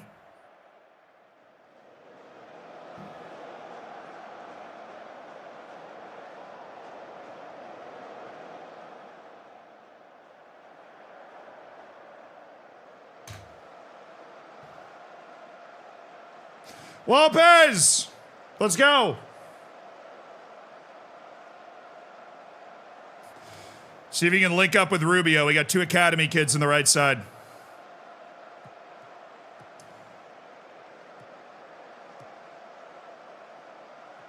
Turn it up! Kelvin, let's go! All right, I don't hate the shape there.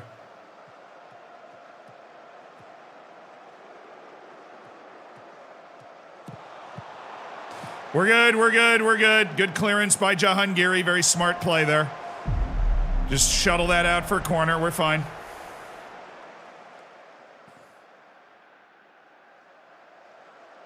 Thoughts on Miami's 3-0 drubbing by LAFC? Messi trying to enter the ref's locker room? Apparently it wasn't actually the ref's locker room, Barrett.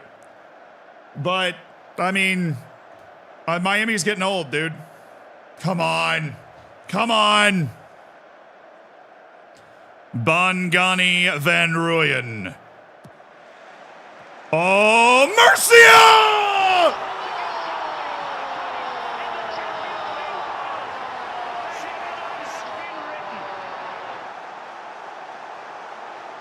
Modu Murcia from Malanda. A beautiful play. And it's the veteran in his 4th season with the club that scores at the back post. A winning play from Modu Murcia.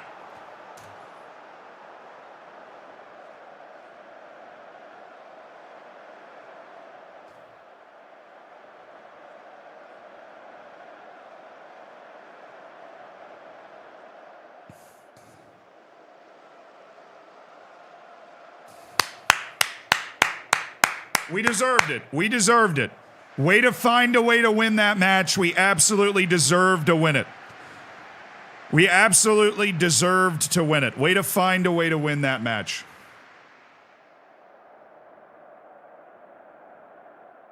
Come on, man. Hell yeah.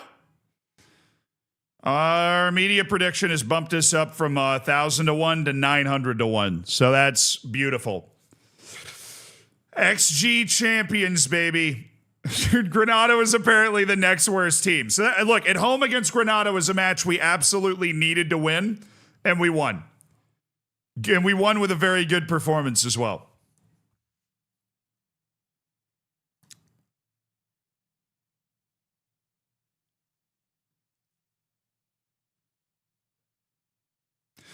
Malanda gets an assist on his debut. Poor guy that just hasn't been able to play a lot at Middlesbrough the last couple of years, but we see the potential. We see the potential. We know what he could be, Adilson Malanda.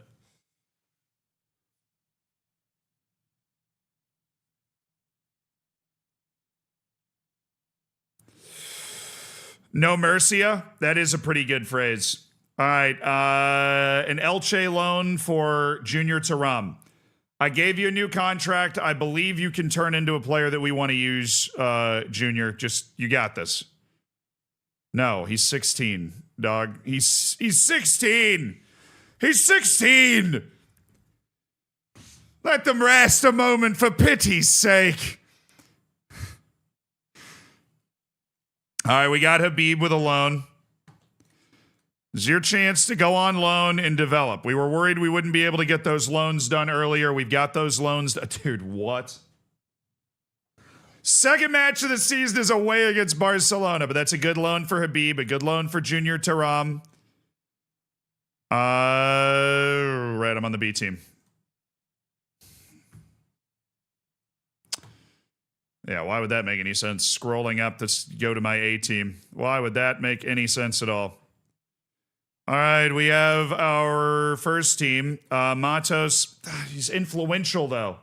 He's under contract till freaking 2033, too.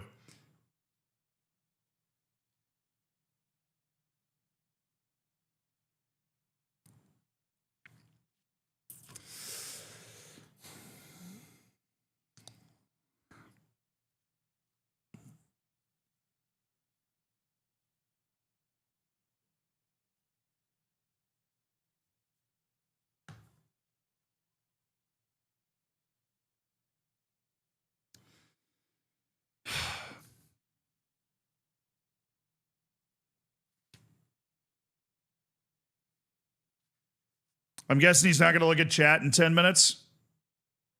I'm looking now. What's up?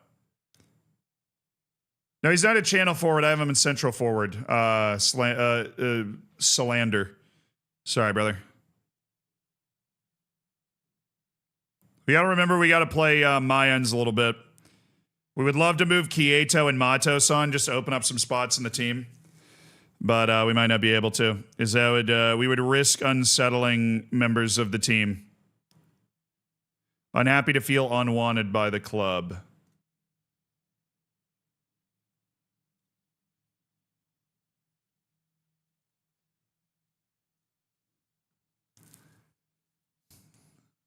I mean, Matos, you're just not going to play unless somebody's hurt, dude. You're just not going to play unless... let's test this with Matos. Kieto will play more than Matos. I think I like Matos. He's like a pretty good player.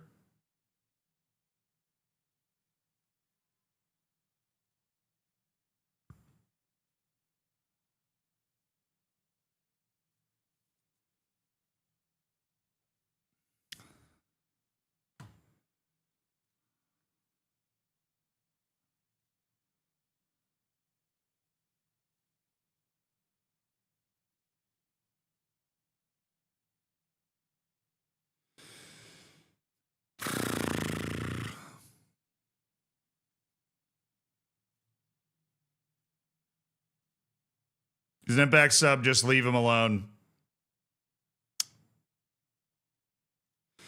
I can't just let things lie, you know? I can't. I've got this need. We gotta tinker. What is Fletcher Boyd doing at Juarez?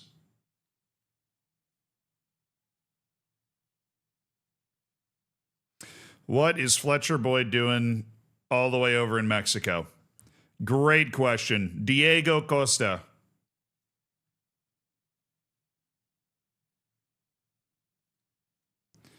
Gregory Martz. Willie Lagurn. You had the opportunity to play for me, and you turned it down. That dude's pace is extraterrestrial, dude. We need what an athlete.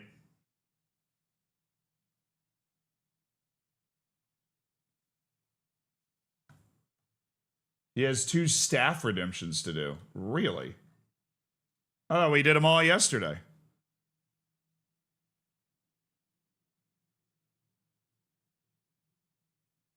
No, we didn't. We got 2 more on the sheet. All right. Bruno Ballesteros. They've made an offer of $0 for Bruno. No. Believe it or not, I am not interested in a $0 offer. Loan offer for Daniel, who's hanging out in the U19s. Probably shouldn't be, right? He probably should be playing on loan somewhere. So who's this from? Andorra? Are they 3rd division still? Yep. Good 3rd division, too. So he should be winning. Armin Mika, no. You play with the B team. A lot of season tickets being sold. We absolutely do love to see that. All right, I need to sign a left back or a center back or like a Sergi Mayans type guy who can do a little bit of both. I need to sign one of those.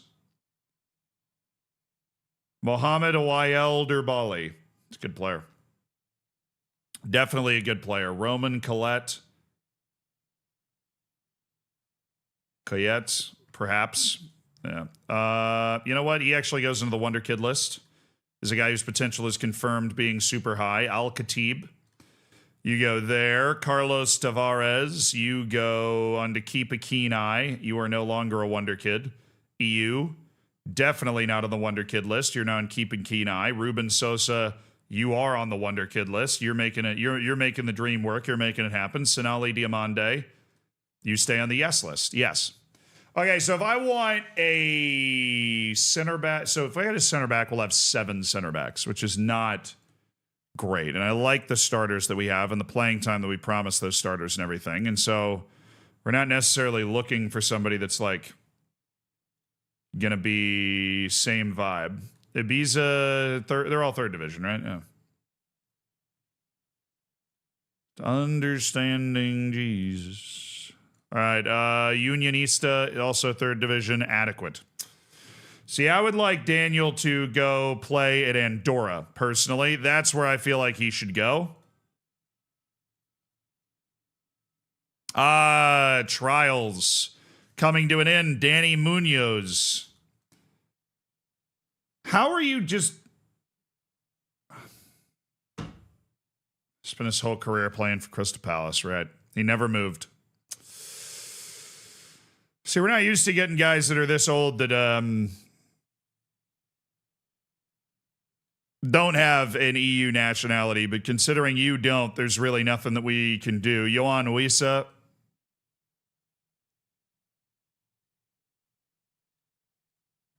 Free list, Omar Kadir. But he's Egyptian, and Egyptians don't count as EU for us. When every other North African country does.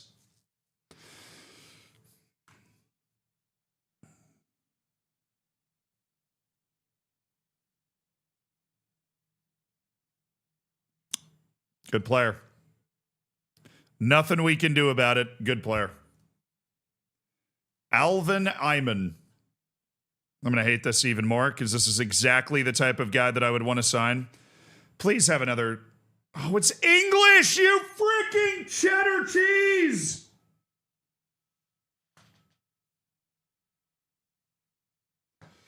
And he dreads big matches, so maybe I'm saving him for myself. But this is exactly the guy that we would want to sign based off what I was just saying. Like, oh, this guy can play a little left wing. He can play a little center back. Like,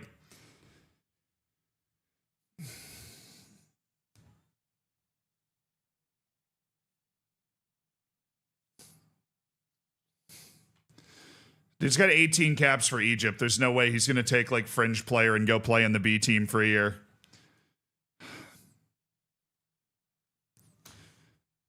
Great player. We can't use him. That's what I get for signing 2 Iranians. They take 10 years to get nationality, and they take up 2 of the 3 spots. Krzysztof Zoblewski, Lipe.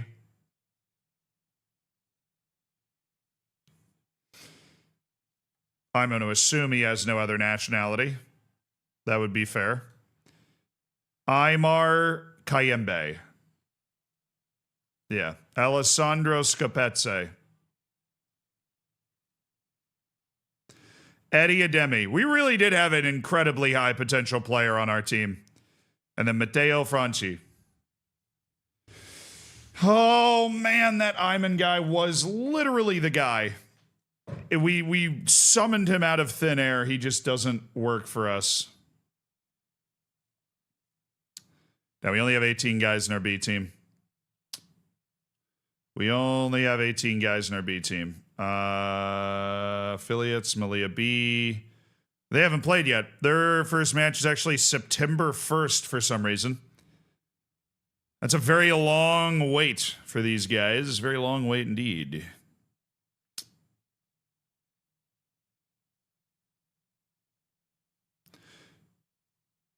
All right. Eventually, I'm just going to have to go looking for this. It's not going to fall into my lap from a scouting report or something. Cedeno.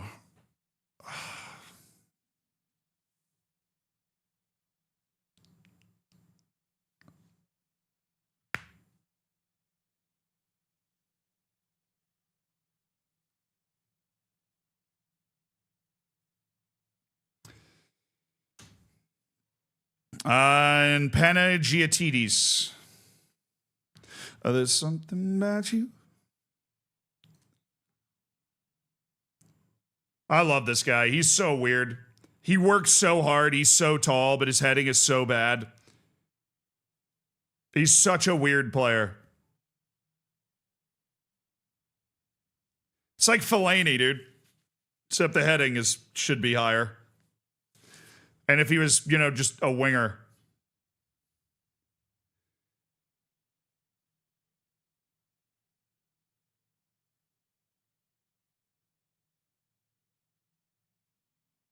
How come you won't sign anybody from EU? I mean, I'm not discriminating. Signing guys from the EU is actually easier for us because then we know they're in the EU. We have a lot of other nationalities that are included in that.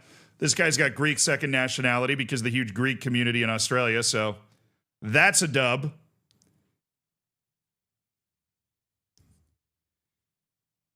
Like, he has good passing, but not good vision. He has great jumping reach, but not good heading. He has,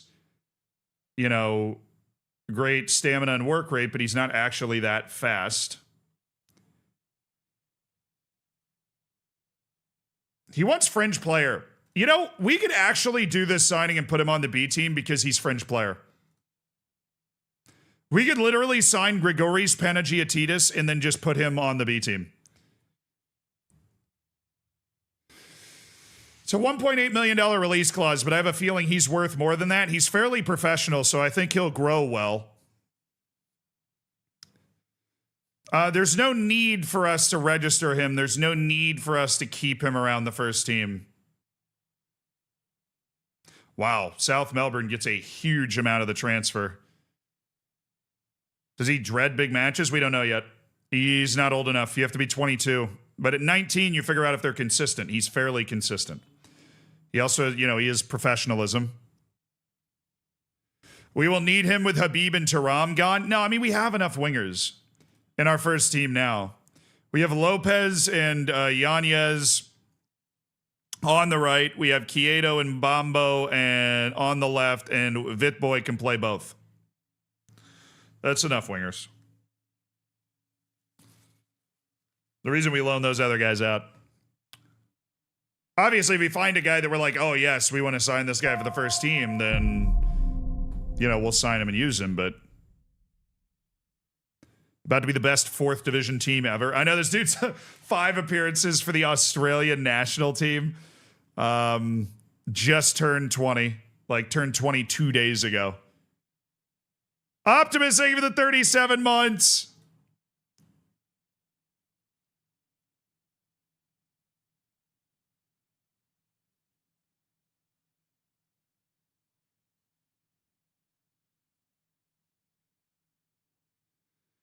All right, Grigoris Panagiotides is signing. We are bringing in the 20-year-old Australian international Grigoris Panagiotides.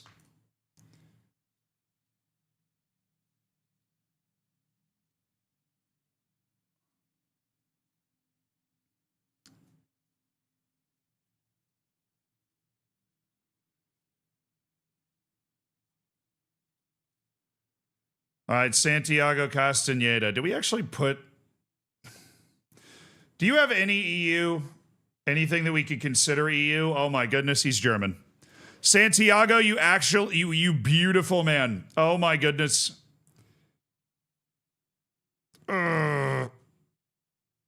He's very, very good. He's way better than his star rating. This guy would start for me. He would start for me. He would start. He starts in John Geary's spot for sure.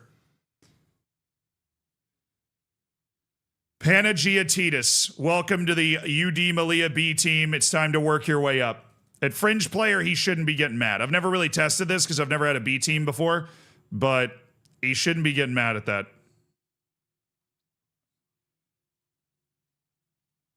All right.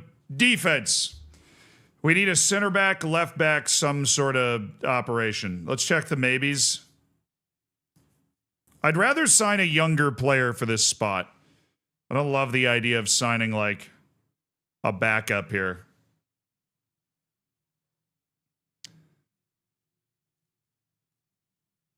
David Harold.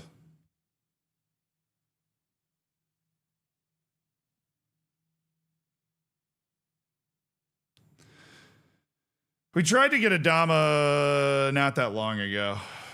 Matteo Francisconi.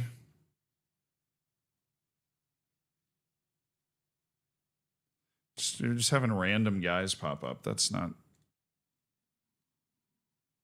He can't play left wing back. He can't even play the position, man. We could just get Dominic Javorchik. Javorchik is so cheap. We could loan Elliott Stroud. I really like Stroud, and he's listed for loan. I don't know why.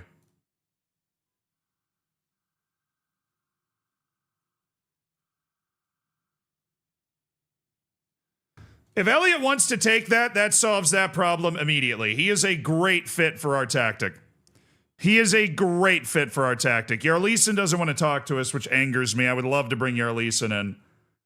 And hey, Toomey, is that release clause of some kind? 9 million. I mean, the guy's potential is clearly unbelievable. He just turned 20 years old. He's a hell of an athlete.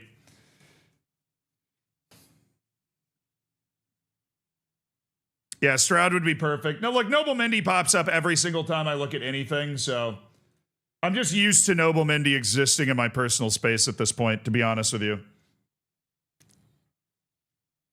I got a player coming in, world-class stats as a winger or a striker. He's down as a right back with 2 tackling. Well, you should probably not play him there and play him where you think he's going to be successful and train him there. You remember how much TV revenue you got when you're promoted to the second division? 6.7 million. Yes, I do. I do. All right, I will explore what it would cost to sign Hey Toomey. They're going to reject this instantly? Nope. They're going, hey, do you have 9 million? I'm going, nope, I don't. Oh, they're willing to talk. They are willing to talk. All right. Look, listen. That's 6.5 million for a guy that I don't think is like... Listen, we're going to switch this up. We're going to do 3 installments like that.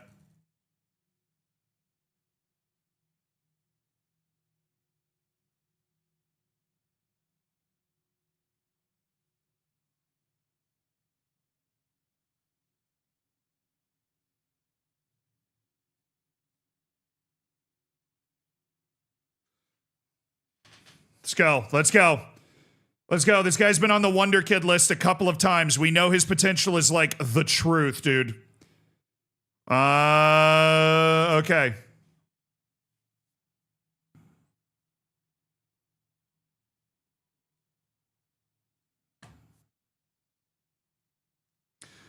Hey, Toomey, I'm going to need you to take a step back on all of that, please. Just a little step back real quick.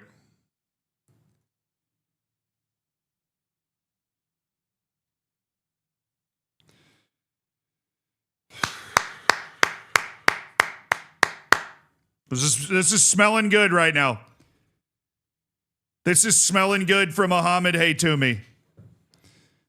Yeah, he counts as EU. Dude, so many, basically like Africa and all of the non-EU nations in Europe count as EU for me. That's a good way to think about it. And then, of course, South and Central America get citizenship in Spain in 2 years. So it's worth signing those guys and then, using our academy, using our B team to develop them up as long as we can do that. And then they'll get an EU nationality by the time they're in the first team. Except for Libya and Egypt. Yes, Egypt hurts. Egypt hurts. All right, avoiding relegation, brother. Every year I stay in La Liga, my reputation and my money goes up so much. Hey, Toomey, I will gladly pay you $50,000. Your relegation release clause is going to be $4 million. Your release clause here is going to be $60 million as a minimum fee release clause that is hard locked. Once his salary up to $1 million with a 10% there. Okay. We added a little value here. We added a little value here. We took away a good amount of value there. International cap bonus. I'm going to pay you $15,000 every time you play for Morocco. I'm going to pay you 7,500 every time you score and 7,500 every time you assist. And then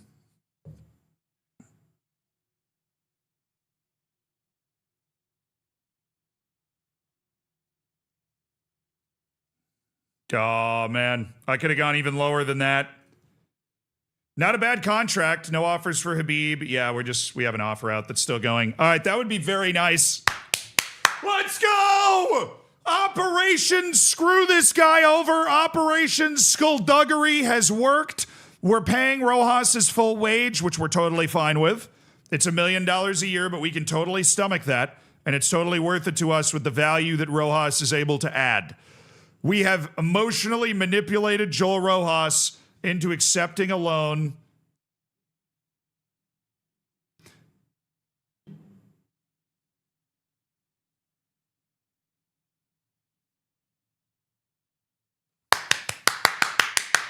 I guess we'll have to agree to disagree. You're right. You know, it's just a difference of opinion, Joel. It's just a difference of opinion, Joel.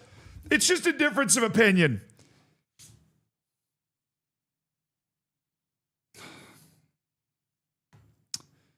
Yanez, you can't brick a wide open net and then ask for a contract, but I mean, you actually can. Please don't ask for too much more.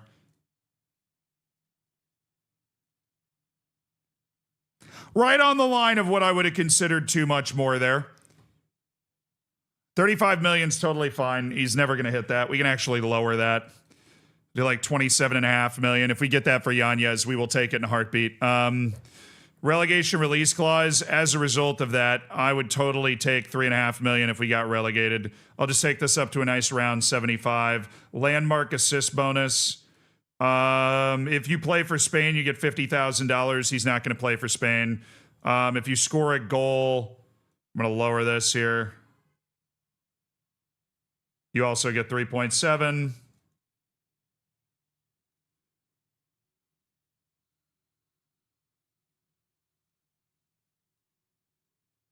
Bullied. Kept him under $1 million a year with his new contract.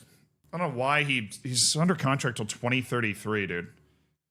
But I just don't want to deal with it, and we have plenty of money, and I'm not gonna take that risk. I can't believe we got Rojas out on loan.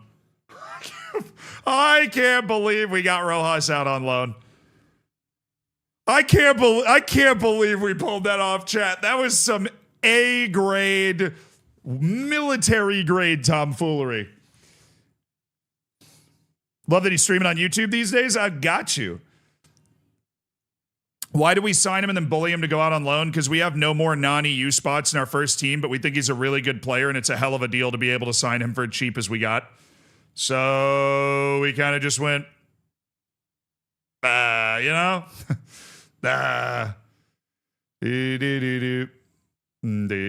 Stop offering for Mustapic. Santiago Carrasco. So Carrasco's a no.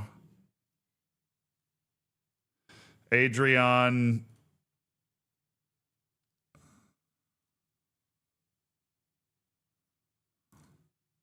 Were they both semi-pro? No. Baracaldo said yes. Okay, we'll send him there. We'll let him go on loan instead of hanging out in the U19s. We'll let him live his life. That guy probably doesn't have much of a professional future, but we'll at least let him pretend that he does. Weston McKennie, okay. He's headed to PSV. Pretty solid move for him at this stage of his career. Keep a keen eye. Rivera stays in the Wonderkid section. Jonas Flertoft, still on it. Hell of a player, waiting for somebody to come sign him out of Norway. Can't be me, though. Damn you. Joe Chamorro. Literally offered him fringe player. What an insane offer.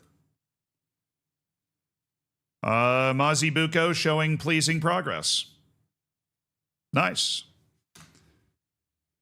We can work with that. All right, we're closing in on the final week of this unbelievable transfer window that we have embarked on now. Alexander Smith at Rangers.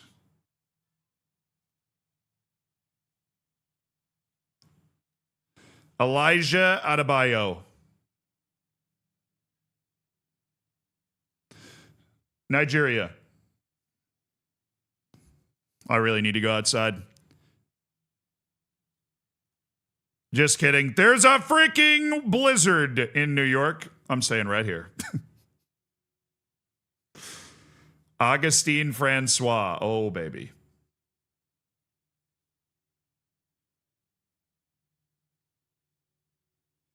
Gent Ademi. What was 20? He has 18 positioning as a goalkeeper. Oh, 0 mistakes. Sinehedari. Dude, can I get Persepolis?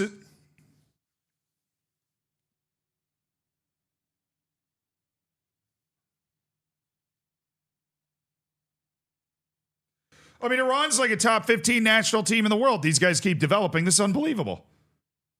It's genuinely unbelievable. What is cooking in Iran? What is cooking? Lion Lauberbach.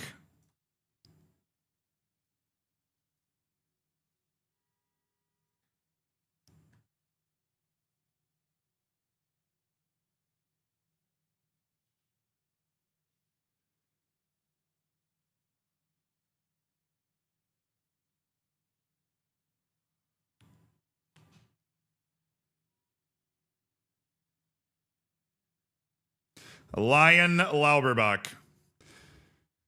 Decent goalkeeper. I didn't really notice our goalkeeper in that first match, Colin Amani. Guess he was fine. Emil Vitboy. I think what we overlook about Vitboy as well is that he apparently still has a lot of potential to grow into, to get better as a player, which would be amazing. There's a bug where players are generated unnatural positions for them, so when they insert out of position attribute growth, might be what you saw with that goalkeeper. No, I mean, positioning is an important attribute for goalkeepers. I was just celebrating that he had it. I don't think that's like an unimportant attribute. We ready?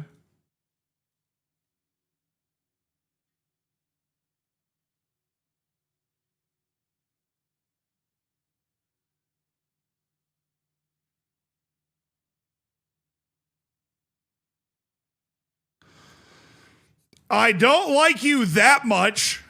Jeez.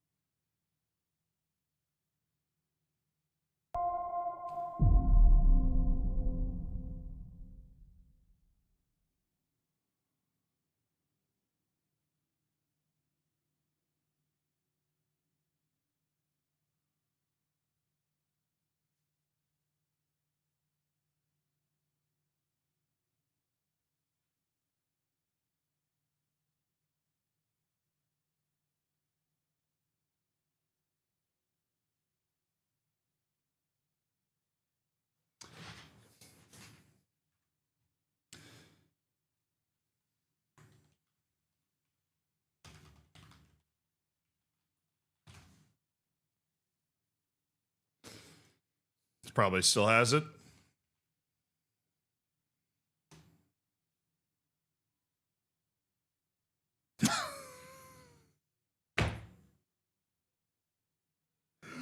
It's just as like an indicator of just terrible sportsmanship, dude. Just terrible sportsmanship. This guy will do whatever it takes to win. Whatever it takes to win. He is a dirty player. He's a dirty player. Dirty player, Mohamed Aitoumi. We need that edge. We need that edge in the 11. It's an expensive transfer. It's 2.6 up front with a total of 5.7. The rest paid out over 3-year yearly installments. But we know he was in the top 50 Wonderkids at one point. He's been on our short list ever since. I love, his work rate combined with his general overall athleticism, and I think he has a great frame to build on. I think every indication is that he has the potential, with exposure to a better league like he's going to get, to be able to expand on that frame and to grow his game over the next couple of years. He's got some swagger to him. He's a volatile guy. He's a confrontational guy, but, that can help your team. That can help your team. And we're going to make the signing. Welcome to the side, Mohamed Aitoumi. And do we get Stroud as well? That would round out our 25-man squad if we did.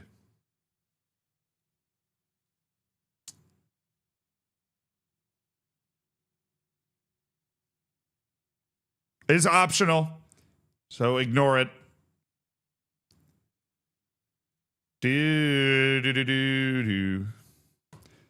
On the way. On the way. To my hand. Dude, we're still not even close to the salary cap that we have. It's hilarious. Not even close. It's an amazing playlist. Thank you. My liked songs are on shuffle. We are going all over the place.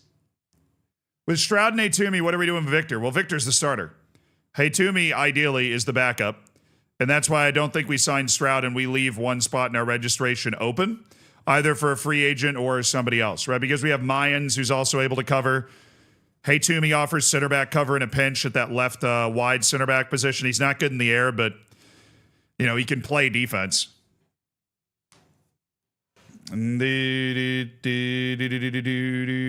So I think we reject Stroud. It's a shame. I like Stroud, but we went after Stroud before we realized we could get Mohamed Aitoumi for way less than his release clause of $9 million.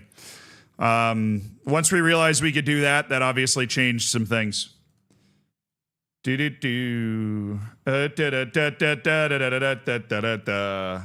right, yes, the staff redemptions. I mentioned them, and then I didn't do them, which is a crime, I am aware. A crime against me. Danny, who? Lion, oh, what? A beautiful man. The 17 jumping rate, 16 heading is just an absolute menace. This guy's an aerial, just a nightmare. He's on a release clause of 21 million. Could be possible for us to maybe go after him next year. We'll see. All right. Hello. All right. Staff. We are looking for fitness coach and medical staff, chat. We have 2 people who have redeemed being able to join the staff here today. First order of business. Coaching job. We have 2 fitness coaches. One's Propane Burrito and one has not been renamed yet. And this will be Rapid Dave. Welcome to the staff, Rapid Dave. Congrats on your staff redemption. You're a very good fitness coach. Keep us fit. Keep us fit for the love of all that's good and holy. Medical team. All right, we want somebody who's a part of the medical team. Medical Car's the head physio. Barso Jr.'s the head of sports science. We have... All right. You're going to take, here's the highest paid one. I want you to make the most money. Pedro Vale. You're going to be a member of the physiotherapy staff until the end of your days. Allergos Peanutitis. Welcome to the staff. High school story of mine, apparently. And Gan UK, if you're here, we need to know what's up with your redemption. Typical user says, Coach, I'm new in town. Oh, hello, good sir. Hello. Would you like to be a member of the coaching team? Apparently you would. Apparently you would like to be a member of the coaching team. We'll make you the highest paid one that has not already been claimed. You are taking over Pierre Webo's spot. You are now typical user. You're an attacking coach in our training. Welcome to the staff. You also had 58 caps for Cameroon, weirdly enough. So congrats on your incredibly successful career. Labvakar, how are you doing this evening? I'm doing well, man. Good to see you, Jareds.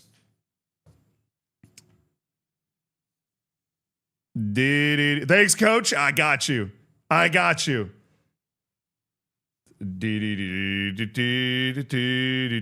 Joe Everett is, dude, we got a New Zealand guy on, as he should be. I was saying I would have signed that guy if he didn't hurt our non-EU stuff so much. No, Carrasco stays. Stop trying to move Santiago Carrasco. All right, away. We had at home against a relegation favorite in Granada, who we managed to beat 1-0 with a late goal. Oh, this is the one that's playing in Japan. Samuel Prianto. It's actually good Indonesian. Nico Roscher. That's pretty cheap considering the star rating we're getting. He's unbelievably smart. Gustavo Martinez. He's on the Wonderkid list. There's Noble Mindy, who still doesn't even want to talk to me. We're a mid-level second division team reputation-wise, and he's like, I am far too good for this.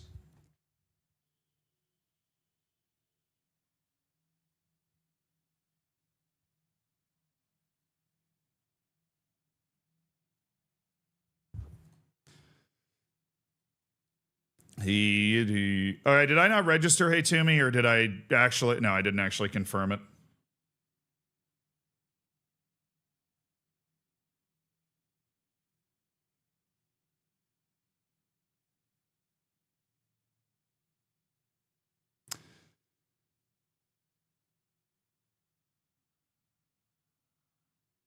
So it's Rubio, Alvaro, Duran, Olmedo, Murcia, Lopez, Mayans, Matos, Quieto, Yanez, Atkinson, Miro, Moquete, Mazibuko, Vitboy, Edidiong, Namani, Mbambo, John Geary, Paulo Victor, Adarabio, Malanda, Sessa, Pinkert, Hashimi, Atumi.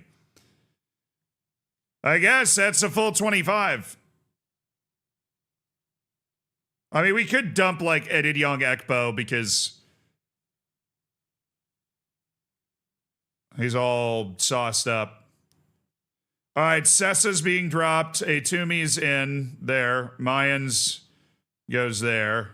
We have Adarabio, Atumi, Rubio, Mayans, Matos, Mazibuko, Atkinson, Miro, Lopez, Quieto, Mbombo, Maquete. All right.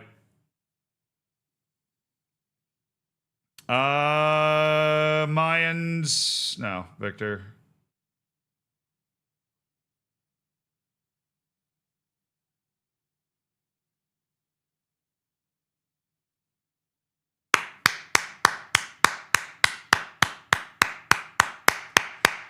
All right, I'm standing up for this one. We're going to the Camp Nou, chat.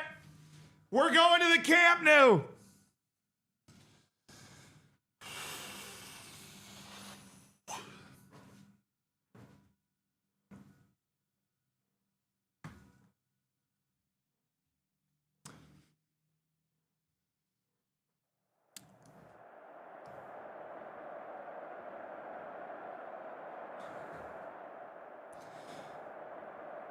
We owe them. And I have faith in you. I have faith in all of you. We owe them, baby. We owe them.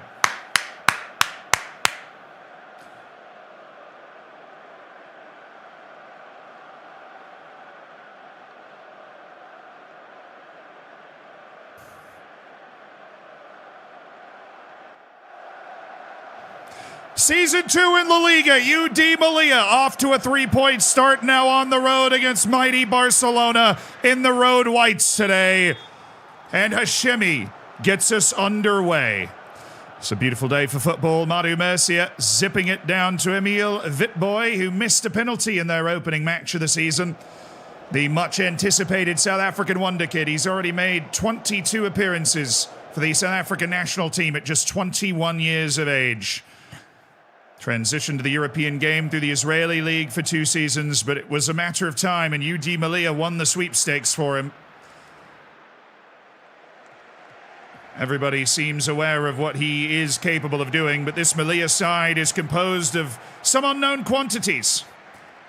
A couple of young Iranian players who've come straight from the Iranian League to here. But they are a small club that has to win in different ways, and that's the way they've chosen to try to win.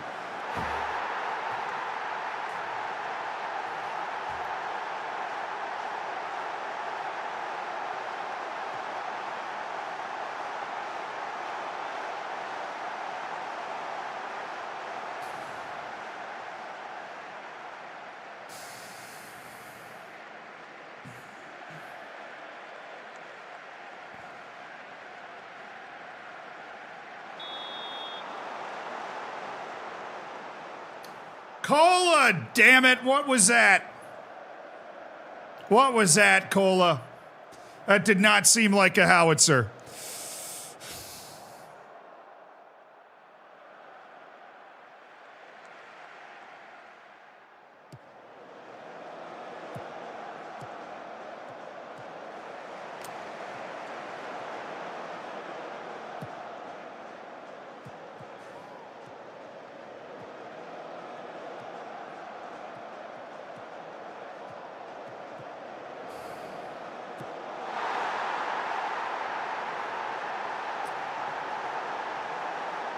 Keep your head. Keep your head. Next play. Next play. Keep your head. Got to keep your head. All about the next play. All about the next play. Got to keep your head now. Got to keep your head now. Got to keep your head. Yanez. Yanez. Bongani Van Rooyen. Duran. Jahangiri. This is good pace to this. Madu Murcia, good spot for him. Draw the eyes of a defender. Emil Vitboy. He can actually make a play against these guys. Vitboy.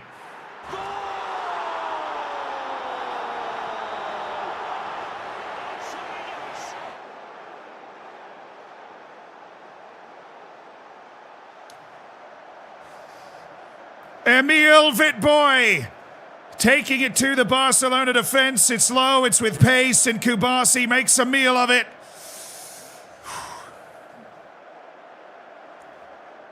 Pau Kubasi, one of the world's premier central defenders, couldn't handle that cross from Emil Vitboy.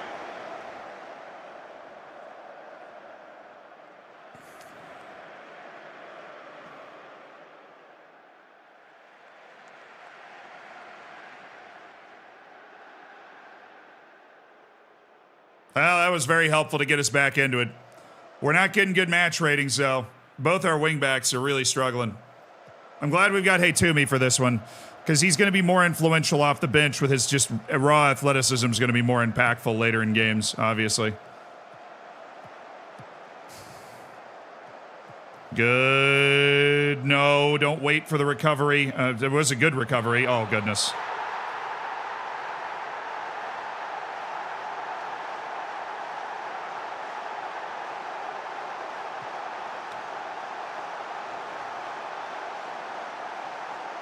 We're a younger team, chat. We're a younger team than we were.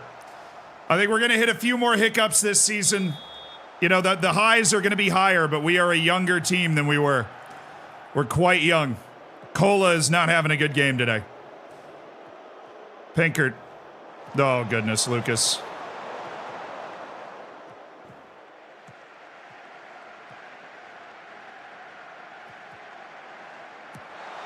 That's okay. That's not an easy chance at all.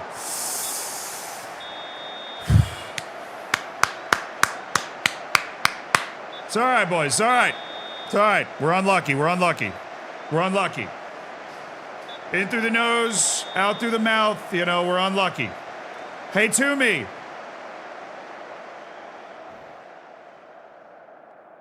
Rubio. You're in. Lopez, you're in. Lopez likes a big stage. Can usually handle it pretty well.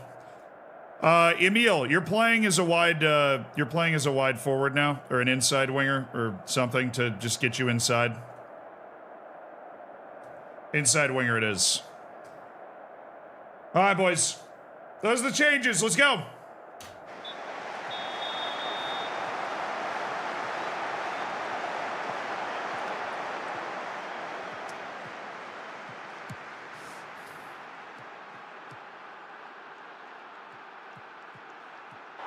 Nice, Pinkert. Nice. Good work by Hashemi as well. Unlucky. Good work. There you go, Jahangiri. Oh.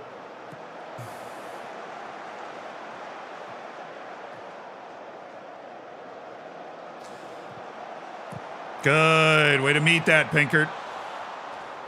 All right. Oh, there it is. No, Vit boy, what's that pass?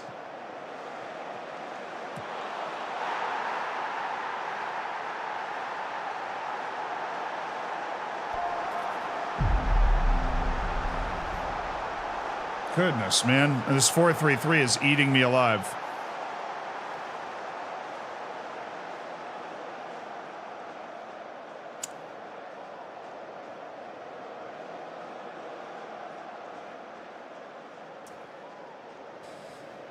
Yeah.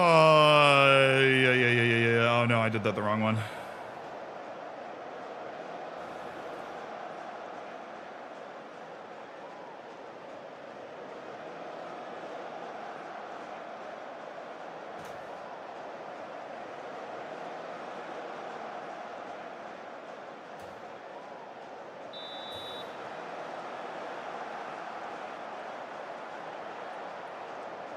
We're already not supposed to be closing down on him, but I'll try to put it here too.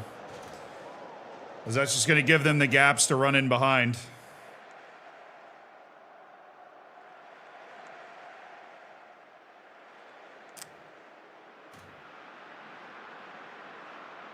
Kelvin! Go. Adarabio, I need your experience in the middle. I need your experience in the middle, Tosin. All subs in at 55.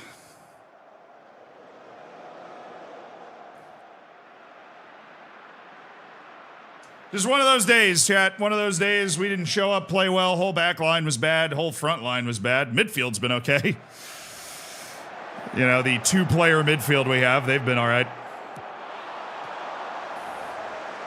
Just good to see Cole and Imani get a hand on something. Splendid, thank you for the year, dude. And TG, thank you for the 33 months. Eternal Optimist, thank you for the 37 months. Barrett, thank you for the 42 months. I think I answered that question already. They're getting old. Atlu, thank you for the 2 months. Sobekton, thank you for the 5 months.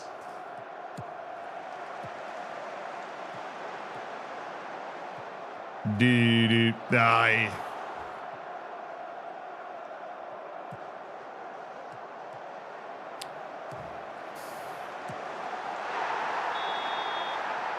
He was on.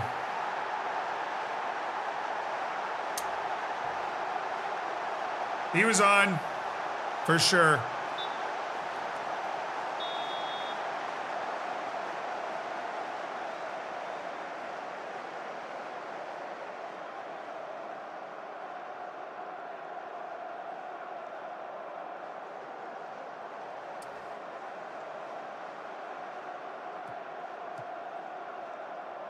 Look back, look back. Good run, Rubio. Good run. That's the best look we've had all game. Good 1-2 from the Academy boys, Lopez and Rubio. Good 1-2.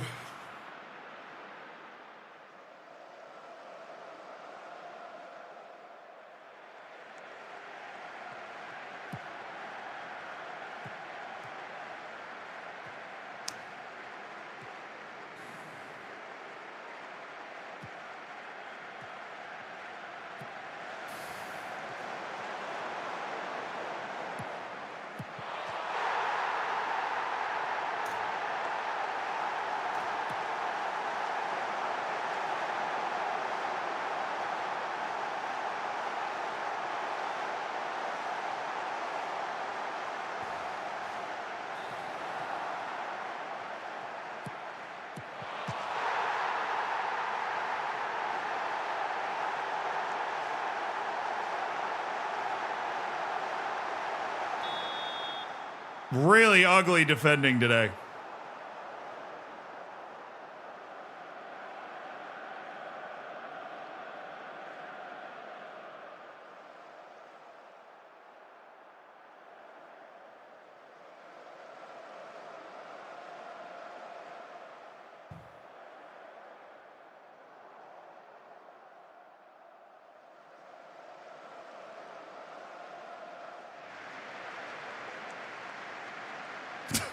Wait, their manager's Eddie Howe?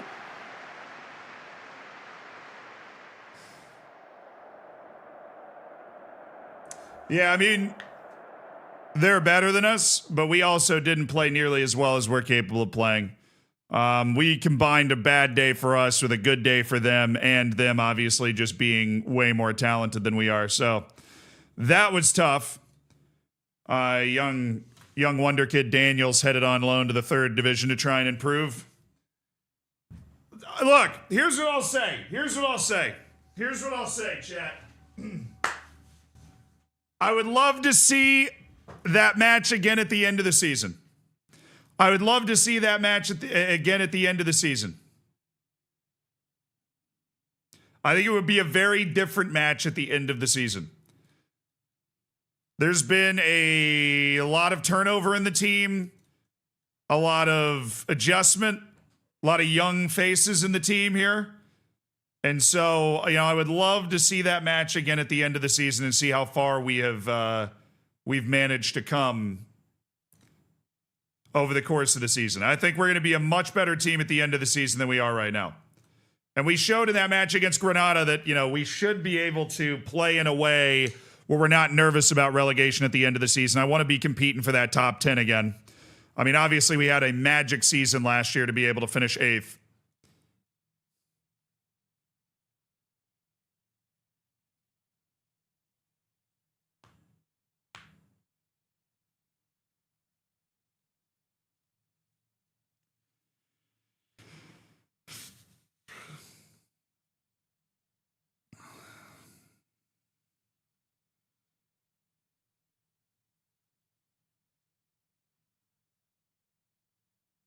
Francis Abubakar getting a move offer from Unionistas.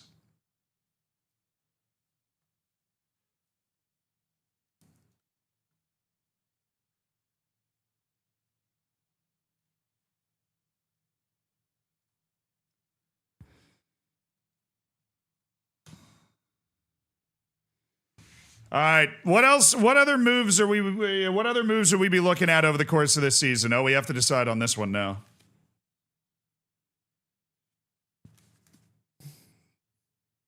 I don't think Impact Sub would appreciate being sent to the B team, do you?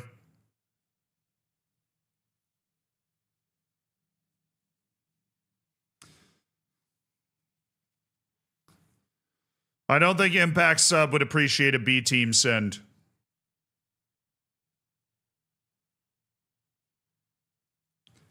We also can't figure out his potential at all, which is driving me crazy.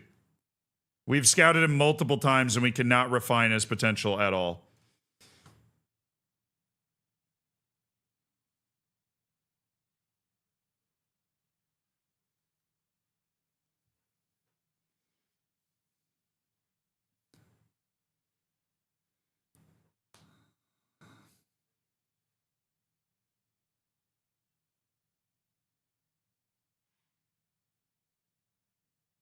The fact that he's extremely interested is suspicious. I hate that you're right, dude.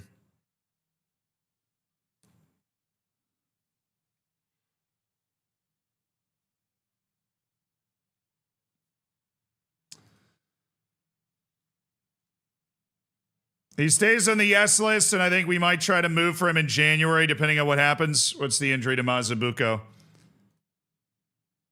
Oh, it's tight hamstring. He's out a day.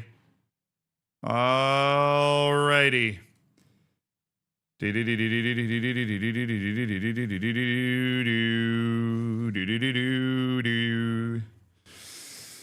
All right, Osasuna in 5 days. And the goalkeeper question. The goalkeeper question is one that's come up before. Obviously, Colin Imani delivered a pretty poor performance there. Obviously, he delivered a pretty poor performance. We cannot sign Tommy Setford. He does not want to play for us. At least that is what he's told us. The only guys that are on this list that would are Johannes Schenk and Lasse Reis.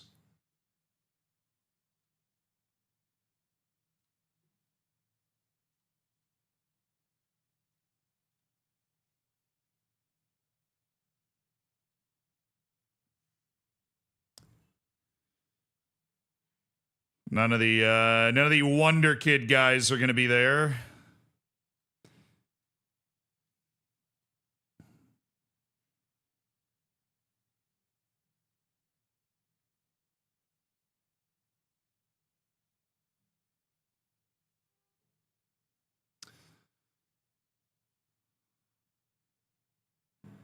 Guys transfer listed by Wigan, Tim Schreiber.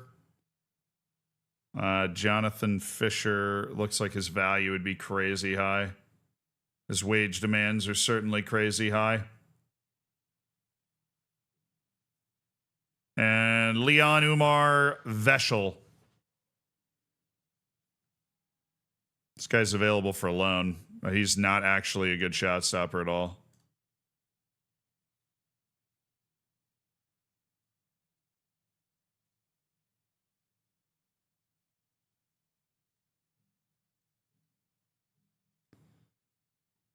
Spanish keeper Carlos Garau.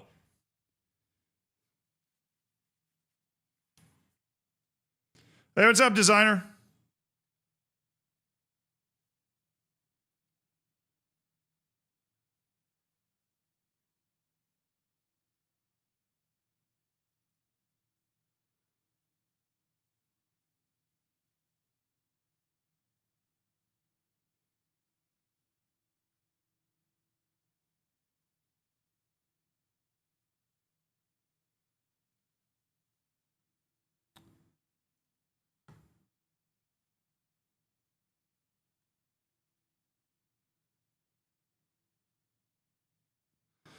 I was just looking at other stuff at that point. Okay.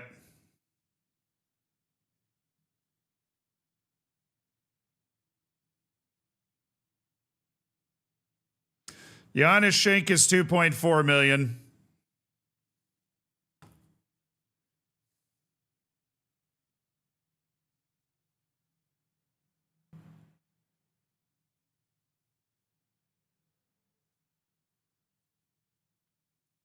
From Preußen Münster. He's currently playing in the Zweite Bundesliga.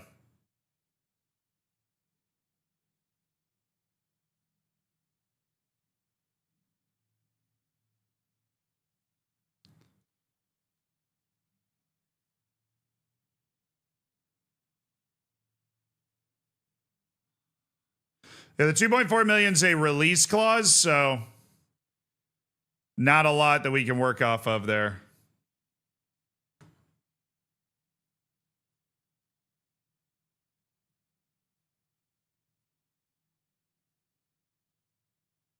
Of course, there's an Iranian goalkeeper who's pretty good, naturally. Perikles Karabetsius. Josip Barney of Colombia, Mohammed El-Khatib of Syria, and Keane Gauld of Scotland. This dude's got 20 jumping reach and 20 aerial reach. He can get up. English, of course. What happened to having an Irish grandparent? I mean, What happened to having an Irish grandparent, Keen?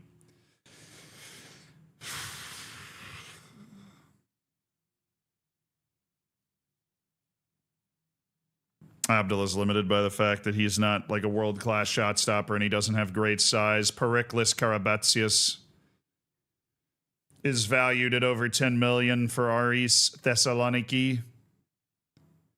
Yeah, none of these guys are EU. Literally none of them. Mohamed Al-Khatib from say, actually, does he have like Belgian second? Of course he doesn't. He actually just moved, I think. Yeah, they just signed him for 2 million from the Syrian league, Mohamed Al-Khatib. All right, that's who we know, chat. Those are like all the guys. Unless there's somebody in this section. It's literally just Richard Rios.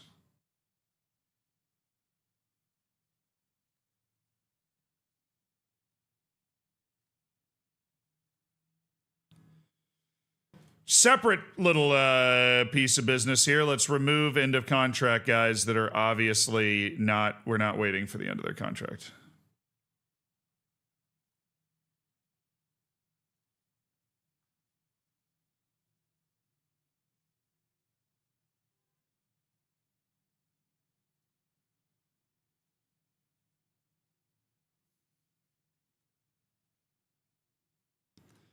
This guy moves to keep a keen eye. Everybody else out.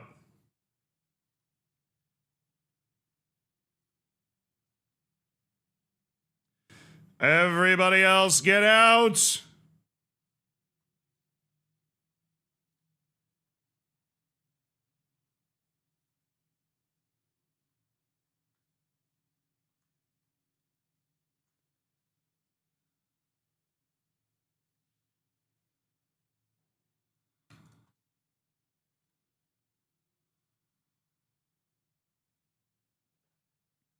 And then Baimon Batirnikov. Okay, no. Bayaman Batirnikov. All right. Got rid of some end of contract guys. Anybody that's in the freeze that's actually signed. Max Brandt. Okay. Did we drop 2.4 million to get Johannes Schenk in? Are we... I think I like Schenk just a little bit more than I like La Cerise. I think.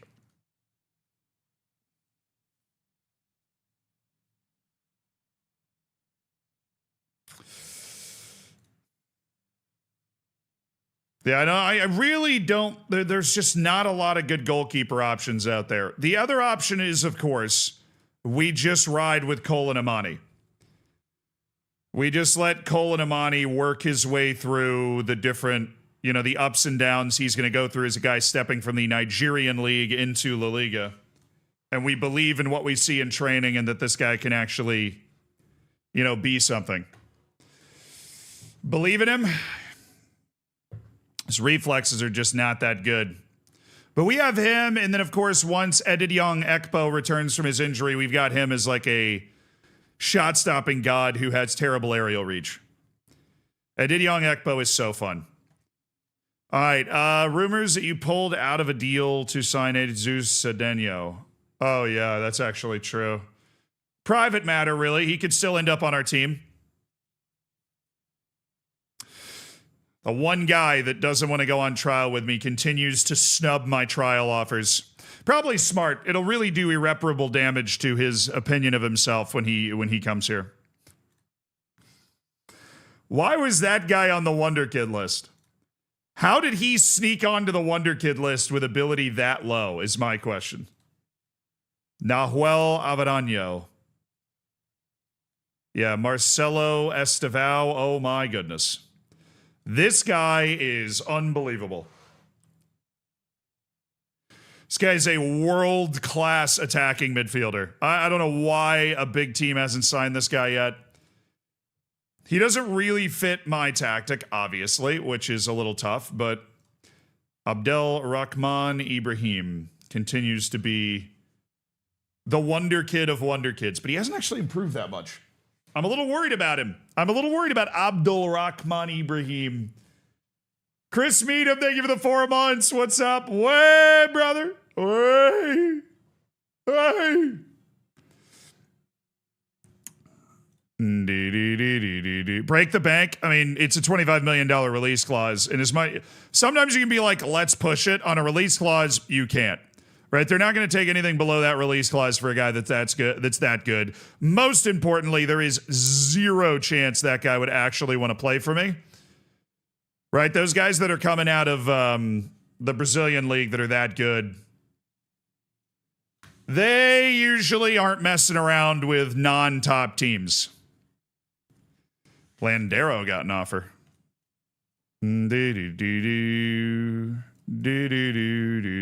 What now? You've been active in the window with 23 deals so far? Yeah. I'm not giving you anything. Cry about it.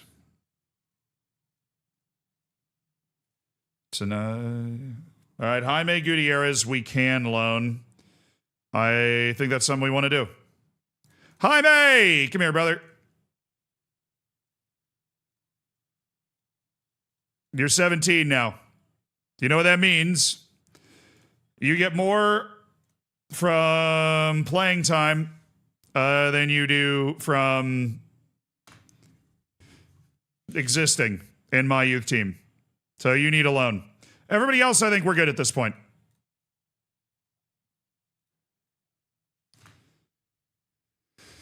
Ooh, that guy was pretty good. Wait. Leonoya he's had a fight with the guys at Flamengo. He wants to leave, and they're...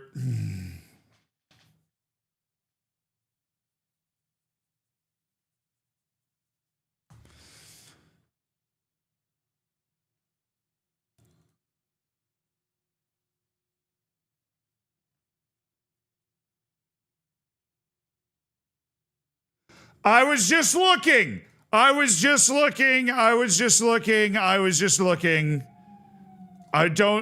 can't blame a hustler for hustling. You know what I'm saying? You can't blame a hustler for hustling.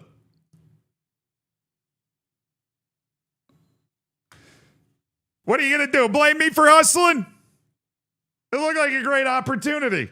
He's a beast. We would rearrange everything about our team to get that type of player in. We just don't have the money to even try to offer. But if he's really upset, I was like, well, if he's really upset, maybe we can do something. Sumaila Magasuba. I mean, he is on Sheriff Tiraspol. I just don't think he's smart enough for us to keep around anymore.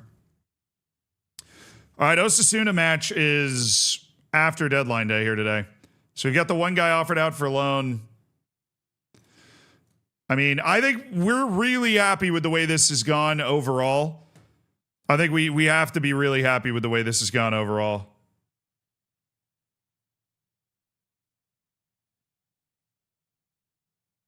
Yeah, we have a 26-man squad because Bangani Van Rooyen's young enough that he doesn't need to be registered. We've got a pretty darn young first team overall. You know, we need a little better leadership, but we need to develop our cohesion. We need to develop the cohesion of this team. We need to have these guys play together. We need to have them get comfortable with each other. But I'm really happy with everything. No, he stays with the B team.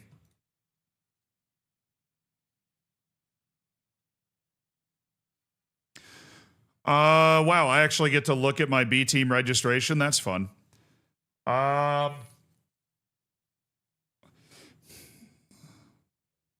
Yeah, we got 18 guys.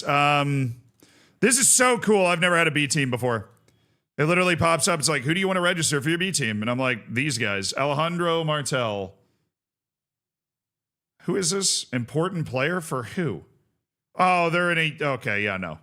No. You got to be a real team in an actual league if you want to get my attention, please.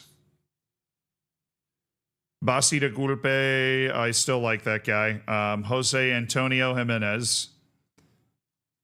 Johannes Schenk. Yeah, I mean, we were just looking at Johannes. All right, let me look at the U19s. There might be some guys that belong in the B team. I feed Like I'm standing in rain. Gonzalo Delgado, we could promote. I think we only have 2 goalkeepers up there, so we could move Gonzalo Delgado up. We could move Joe Chamorro. You're a B team player. Congratulations. We're looking for guys that are at least 17. Ulysses De Vreet, you're a B team player. Congratulations.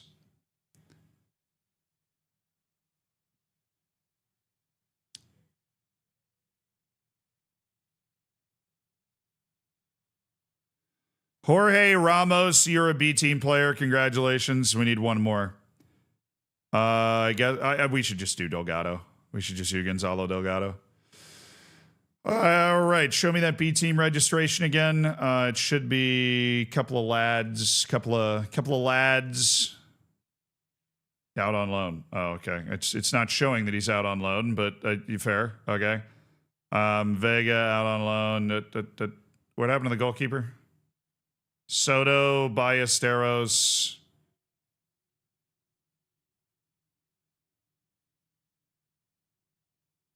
Did they not appear? Also, we should loan out this other goalkeeper.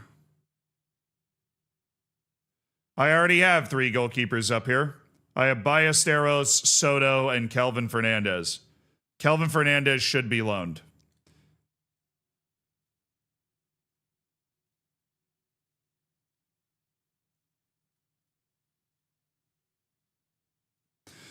All right. Let's see if we can loan him. Kelvin Fernandez, come on, baby. Find the Cape Verdean alone. He can definitely play at least 3rd division level anyways. I've just been holding him back.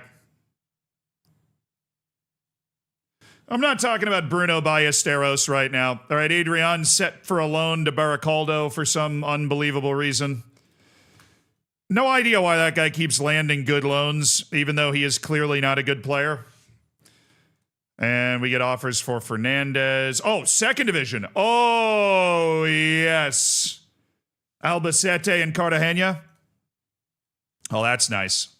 That's very nice. I wouldn't believe everything you read. Carrasco's staying right here. He's playing B-team ball for us. Wouldn't believe everything you read. Fernandez, see you later. Faulkner's getting loan offers. Francisconi's getting loan offers. God. Francisconi's such a good player.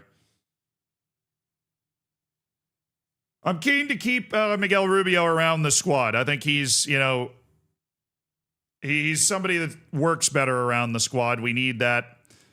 He plays in the right way. He grew up at the club. He plays in the right way.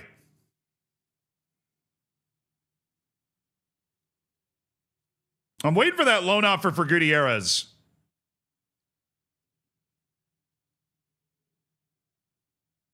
I have no idea who this guy is. I don't know why you're asking me about that guy. I have absolutely no clue who he is. All right, final transfer deadline day scouting reports. Final transfer deadline day scouting reports. Hector Chavez.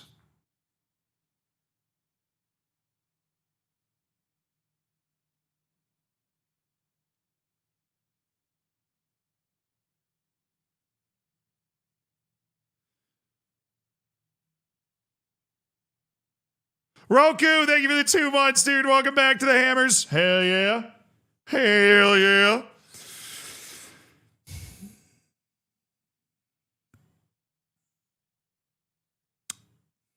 I mean, what's the ceiling on this guy, realistically? If you didn't know what I was staring at before, he is a guy that can only play center back who has 4 jumping reach.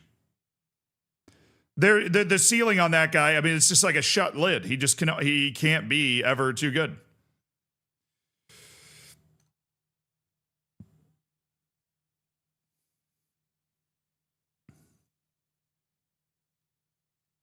Lorenzo Paratici.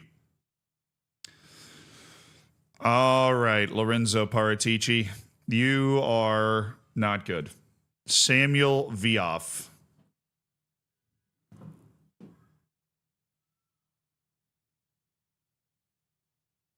Big chunk of snow just fell off the roof. We're good. We're good. We're good. We're good. We're good. I lived. It was harrowing, but I did survive. Augustine Arce, Vincenzo Schiavone. I think we can look at that and say, you know what? Now, this guy looks a lot like Miguel Rubio, except he's older than Miguel Rubio. And buns. Gianluca Capozzi. All right, Gianluca. Thomas Parmo.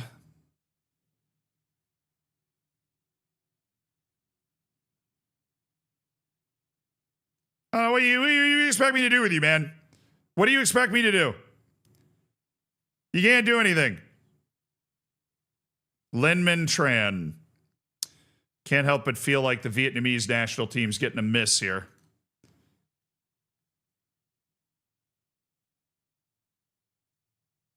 Wilson DaCosta.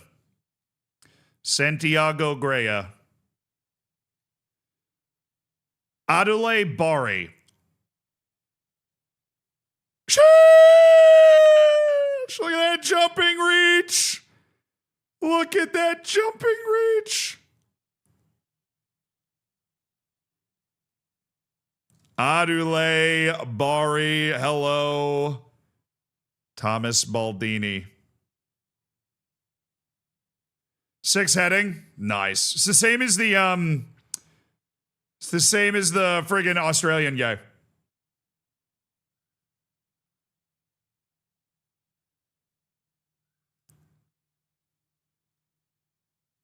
Mateo Asimovic. Oh, you know? Oh, that's not what I wanted to do at all. I wanted to scout you. Not what I wanted to do at all. Rodrigo Mendoza, a little scouting report. Right now, nobody that we're like, oh, I'm going to sign that guy so hard. No, he's about to turn 20 years old. He's about to turn 20 years old, and he just doesn't really have it. Malmos Evans Hammond. Like a lower level, that is a guy that's definitely valuable. I don't think he is here. Raja Casablanca's Hussam Asadak. No. Taha Ayari. I used to look at this guy longingly through the glass, wondering when I would have the chance to sign a player of that quality, and now my team is of the quality that I don't even think about it. I don't even think about it. Borley Sila, Pop Dimba Jup. Francisconi, Ali Jassim, Lucas Vorlicki. Tariq Al-Kaibiri. No, Andrea Olivetti.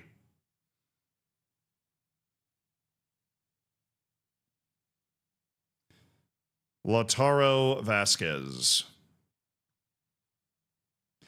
of Famalicão. No. Tegan Finn. No. Scott Twine. Well, he's got like good penalties or corners or something, which clearly I have overlooked a little too aggressively. The fact that we just don't, like, somehow just have no good penalty takers on our team ever. I mean, ever. Which is fun. Jan Dunand. Bernardo Valim.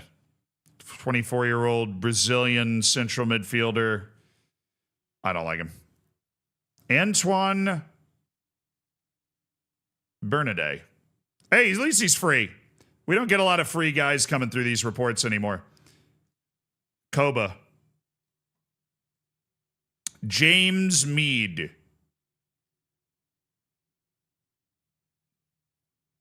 He sucks. Marley Lauluai.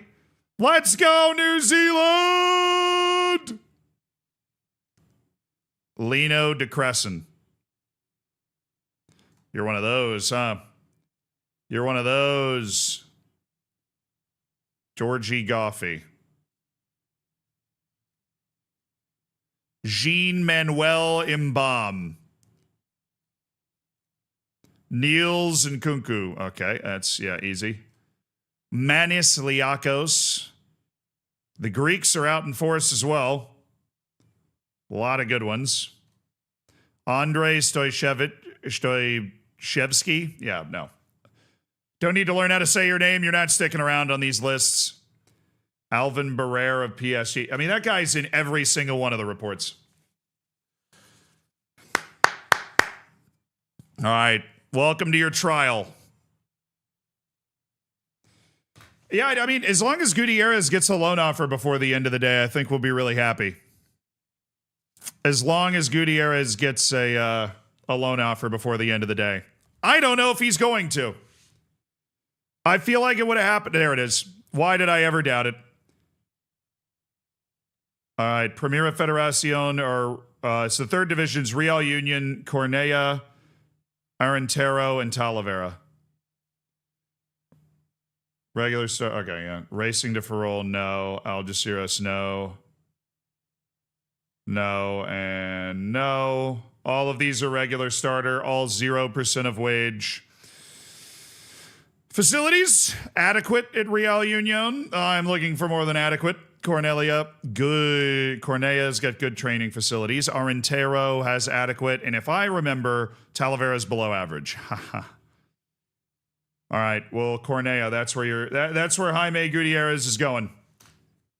Third division playing time plus good training facilities. Big bomb there. Okay.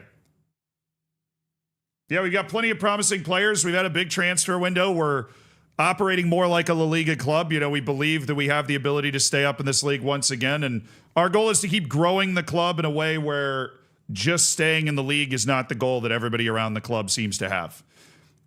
That's our goal.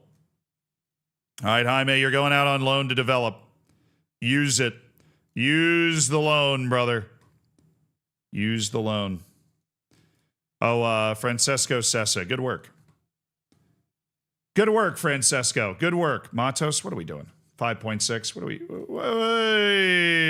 we doing? What are we doing, Alex? You're not going to get playing time in the first team if you keep doing that. What are we doing?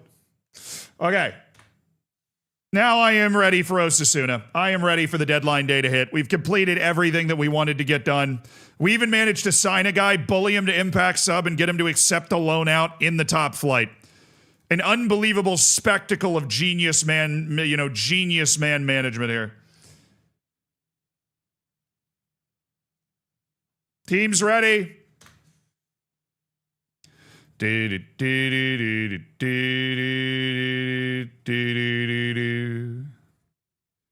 right, hope the B team does well. I think we've got a pretty good team together as part of our B team. Oh, Rosenberger going after Madsen. Madsen's one of those guys I'm stashing because I pretend I'm going to have like all this money later. I'm going to be like, oh, I'm going to go sign that guy. He's been snapped up again. Have I ever been fired from a club in a stream save? Yes, one time.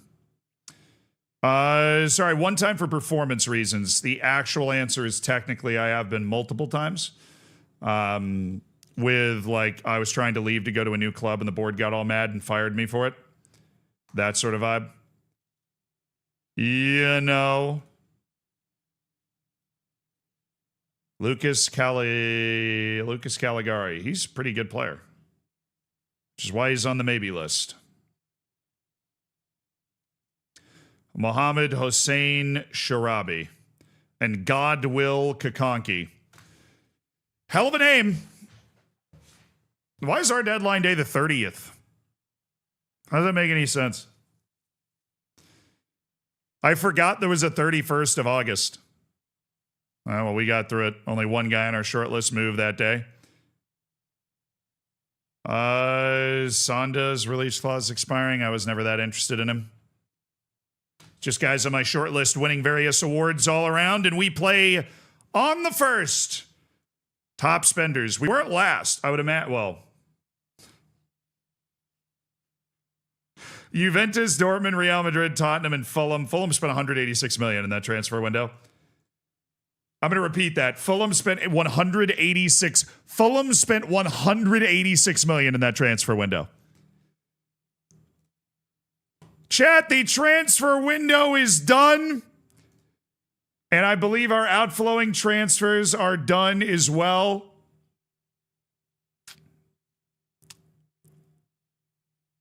which means it is time to review. It is time to review and take stock of where we are as a team.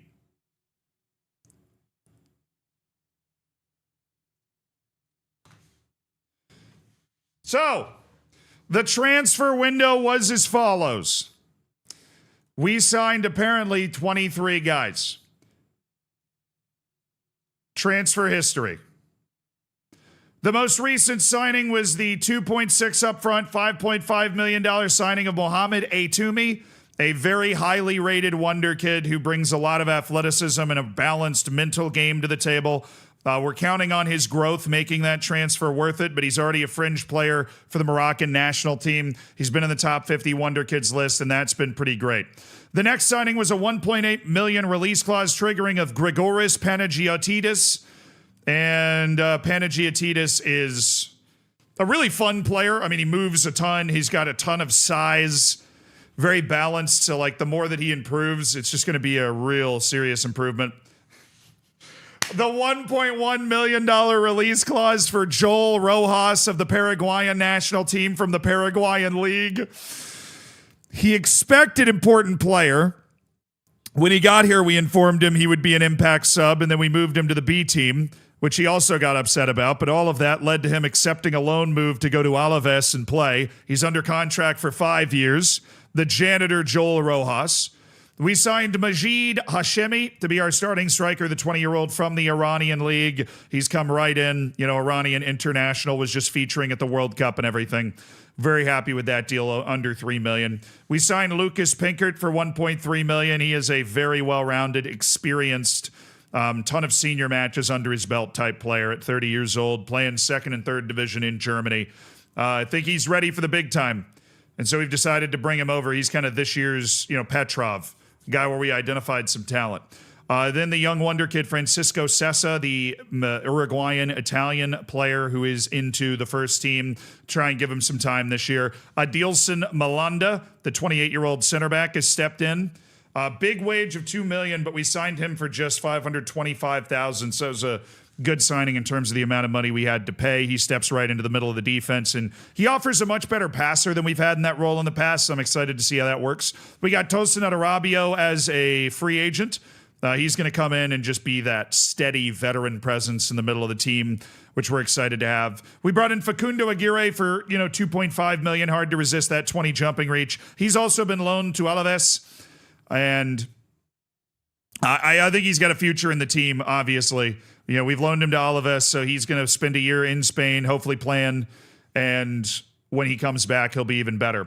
We signed Paulo Victor for just $73,000, which is outrageously cheap for a guy that works super hard, has great offensive ability, some serious defensive ability as well, still got the good athleticism. I think he's going to be a superstar for us this season. It's off to a bit of a slow start, but he's never played in a league this big before. I think once he adjusts, I like what I'm seeing in training. $3 million for Abbas Jahangiri, the Iranian Wonderkid's got one hell of a brain. And, physically, he's quite impressive as well. It's the technical side of the game he's going to be developing as he plays at this level. But we've already seen, he had the best match rating on the road against Barcelona. He's an incredibly steady presence, a guy that really, stays locked in. I think he's a winner. I think Abbas Jahangiri is a winner. He's the type of guy where you're like, well, what does he do? Well, he wins, Bengani Van Rooyen, the 18-year-old South African international, very interesting player. I think he's a dual advanced wingback for us who should be able to play on both sides. He's got some good potential as well, so we're definitely happy we were able to pick him up. Francis Abubakar, free signing, who's going to step into the B team roster and probably be a star for them. He does need to spend some time in the B team to learn how to play in our tactic, right? Because he's going to have to learn how to play that central midfield position as a playmaker. That, or he's just going to have to step in and start being an all-around striker. Either one of those is going to be what we need to do. And then the $1.4 million signing of Kelvin Mbombo, the Finn international. Somehow Juventus had him on loan with a buy option. They didn't exercise it. He fell to us. I think he's one hell of a player, right? He's one hell of an athlete. He's got an incredible brain. The concentration's a bit of an issue, but as he plays, that should grow. And technically, he's got a pretty high technical floor. I think Kelvin Mbombo, I think he could be one of the big sleeper like signings of the season. I think he's a guy that could come in and by the end of the season, he's just running it, you know. Sales. We sold Adrian Nino to Al Wada in the UAE for $3.5 million. We needed to clear the way for us to bring in, new talent at the striker position, but he was a great holdover and a great biggest signing ever. The biggest signing ever for us now is Mohamed Haytoumi at $5.75 million from Raja Casablanca, a Moroccan international for a team that plays, in Morocco, basically. Miguel Carvalho was sold for $1.6 million also to Al Wada. They clearly scouted our team and liked what they saw. Haroun Ibrahim sold for $1.1 million to Diba Al Hassin. We like Haroun, but he was under a really ridiculously large contract to convince him to come play for us last year. And so when a team came to us and said they were interested, we wanted to let him go. Kadir Yamyogo for $800,000 to Al Jazeera in the UAE. Simeon Petrov to Ibar for $500,000, $525,000. Willie tragically was sold to Leixões in the Portuguese league for $150,000. And then we loaned out Junior Taram, Ty Noonan, Christian Para, Brendan Abbott, Nico Curbelo, Marco Orlovich, Alejandro, Kelvin Fernandez, Joel Rojas, Victor Habib, Facundo Aguirre, Adrian, Marcin Zabrowski. Keiki was loaned out. That was a big loan for us because it freed up a foreign player spot. Daniel, Peter Angelis, Sergio Otero, Alvaro Diego, Audrey, Alan Vega, Kenny Patrick, Rashid Abdullahi, Ian Barca, Angel Moya, and Jaime Gutierrez. So, a few guys on loan. If we go back here, you'll see some of the rest of the signings. Because we did make some more signings. Obviously, most importantly, we signed Colin Amani, our starting goalkeeper, for $575,000 from, who was it? Rivers United in the Nigerian league. Yeah, he's stepping in. He's got room to grow, and we think he could turn into a long-term, reliable goalkeeper for us. We'll see. And then we signed a couple guys for free. Armin Mika. These are B-team players right now. Eduardo Pitbull, who's down with the B-team. Edidyong Ekpo, who is our backup goalkeeper with the first team. He just lacks the size, but he's a world-class shot stopper. Marco Orlovich, who we loaned out to Coruña, 18-year-old Canadian-Croatian. Emil Vitboy was signed for $2.8 million. We're very, very happy with this signing. This kid has just absolute superstar ability and the potential to just keep growing, keep getting better. Marcin Zabrowski, this guy. He was loaned out to Lugo to continue his development. Fernandez was a guy we signed for free. Raul Gomez was a guy that we brought in for free as well. And so he's stayed. Raul is with the B team, baby. And he gonna keep playing. All right. That's the transfer window. I think there was some transfers away maybe that we didn't get to. Right, Marvin DeLima was loaned with an optional future fee of $1.1 million if he plays well at Amiens. I think that'll end up being triggered. And Asier Silva was loaned to Real Murcia as well. So if you're wondering where Asier Silva's gone, that's where he has gone.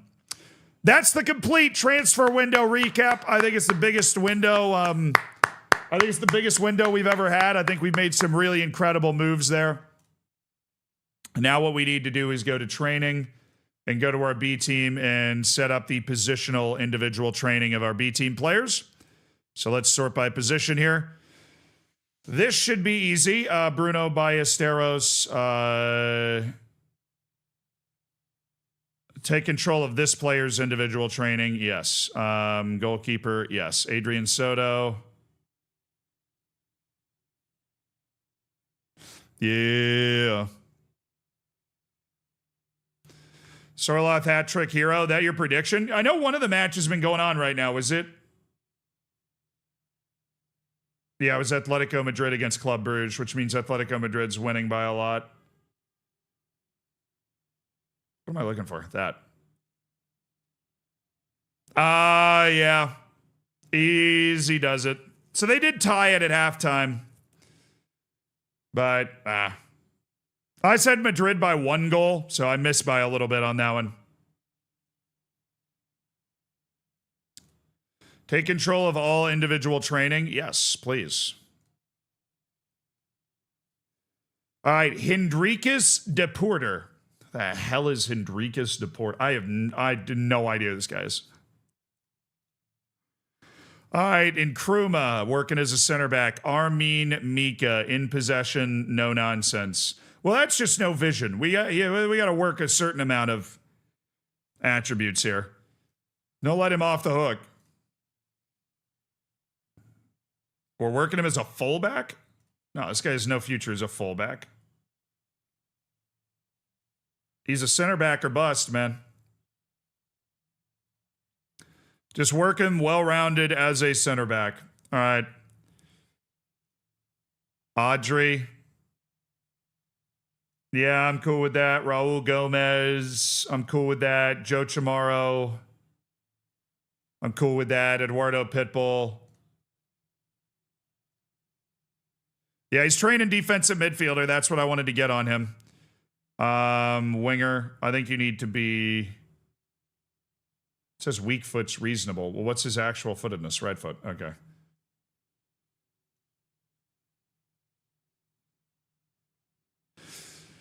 Yeah, I think we work him as a winger, and then we just do double winger on him. Oscar Rodriguez. He sucks. We'll just do whatever you want. Grigoris Panagiotidis. Do we want to do anything else with Panagiotidis? I don't think so. I don't want to encourage the wingback stuff. I think that it could be useful for us to work him as an inside forward as well. I think that his size and just getting him in the box at the back post could be very valuable. So I'm going to work him as an inside forward off the left and have him add that left side to his game. Dario does actually have some potential here. Okay, he's just working winger. Hassan Maganitso. He's working attacking midfielder. See, we don't use attacking midfielders. So I think playmaking winger and just reinforcing his ability to play on the outside and being a guy that can like cut in and just be, you know, he has some athleticism that could help with that. Santiago Carrasco, he's good. We want him, he's working inside winger right now. Yes, he's left-footed.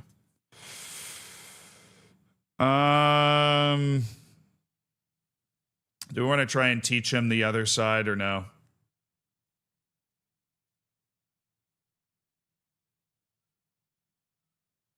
I vote no. Ulysses De Vreet, Francis Abubakar. So we're an advanced playmaker. I think we should probably enforce Francis as a striker. Francis is so bad defensively. I don't think he ever fits our tactic anywhere else. I think we play him as like a deep lying forward. I think we play him as a deep lying forward. And then Jakob Mullets, channel forward. Give me center forward. I don't need him working on his crossing. His crossing's not even that good anyways. All right, training now, first team. That's our B team training. What about first team? All right, first team. There we go. Individual training. Show me the goods, man. Show me the goods. All right, Alvaro is already locked in. Colin Amani. We do not have Colin Amani training anything.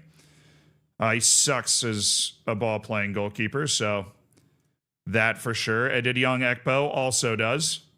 So just goalkeeper. I don't like the... Yeah, neither of these guys have any eccentricity. Okay, Tosin Adarabio. You're just running center back both times. Alexi Olmedo. What are we doing here? You don't even have your overlapping center back on? Madu Murcia. Mohamed Atoumi. There we go. Offensively, in possession, you're an advanced wing back. Out of possession, you are a fullback.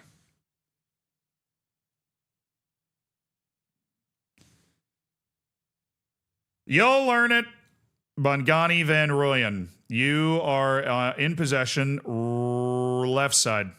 You're going to be learning left side advanced wing back. Oh, shoot. I just canceled it. That's a stupid feature. And then defending, you're just going to learn fullback. Miguel Rubio. Welcome back, Miguel. It's been 1 year. We're happy to have you. Pinkert's a new signing, so he needs to learn overlapping center back. And then you're just we'll just do a little all-around training there. Center back. This guy's doing center back, center back. Abbas Jahangiri. In possession, central midfielder. Out of possession. Pressing defensive midfielder, yes. Sergi Mayans does not have his wide center back training. What a shame. Paulo Victor, you are advanced wing back on the left. Fell back. Keep working that. Zelani Mazibuko. Midfield playmaker, defensive midfielder. Keep working it. He's very comfortable with it now. He wasn't before, so I'm happy with him doing that. Midfield center, central midfielder. He doesn't have that on for some reason. Francesco Sessa. Okay. Sessa, you're just going central midfielder in our system. Pedro Lopez, you are... He's still there, but he's so bad. I don't want to encourage his midfield stuff at all. Let's just have him work as a winger on the right. Kelvin Mbambo, you are a god. First of all, I love you. You're a wide forward on the left. That's what I'm saying. And no attacking midfielder. Does he have any defense? No. He has marking. His tackling's bad. But his marking's good, and his positioning is 8. So I don't really see him as a midfielder. I see him more as an attacking player. So I think having him there, and then his footedness, he's, left-footed. I think we start training him on the right as a wide forward. I think we start training him on the right as a wide forward. I think Kelvin Mbambo's showing he's got a lot of potential. I think he adds a lot if he can play on both sides. Maybe a winger and then a winger. Just basic training there. Yanez Kieto, inside forward. Majid Hashemi, center forward. Nothing fancy. And then Masuabe Mokete, also running center forward. All right, training is set, chat. That's always a bit of a bear, but we got to do it. You got to make sure everybody's running the right stuff. Okay, we are going to make some changes for this team. Hey, Toomey's going to start instead of Paulo Victor, who's given us some poor matches. So we're going to let Mohamed Toomey play. We do need to get Mayans in there for Murcia because of his playing time promise. And also, we want him to grow a little bit. Duran, Jahangiri. I think Duran struggled a little bit in that last match, so we could go Solani Mazibuko. Give him the run. Yanez has really... The wings have really struggled, so I think we go Pedro Lopez. I think we go Kelvin Mbambo. And Shimi's been okay, so we'll leave him in for one more. Matos coming out. Sessa.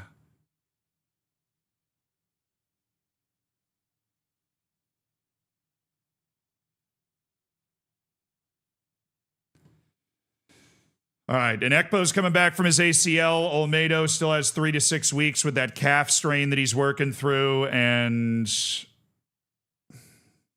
we'll leave Van Rooyen in. We don't need to turn the team over too much here. Yeah, Mazibuko and Lopez will struggle to see out the match. That's perfectly fine. Let's ride, baby. Change goalkeeper role. You're so right, dude. It's still on the Setford role. I always overlook goalkeeper roles. How do you buy players with no money? Loans!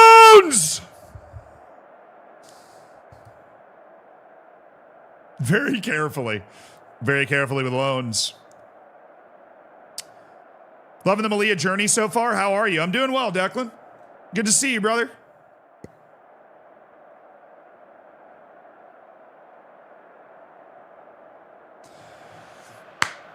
Welcome back to North Africa. It's UD Malia, a team that has made 23 moves in the offseason as their B team has now become fully professional. They have really upgraded themselves to being a La Liga type club in many ways, but they got a dose of reality at Barcelona with a 6-1 defeat last weekend. Osasuna in North Africa against UD Malia, one of the most unique clubs in the world of football. Always an excellent representation of the Africans on this team. And a good number of Africans once again on the field for UD Malia today.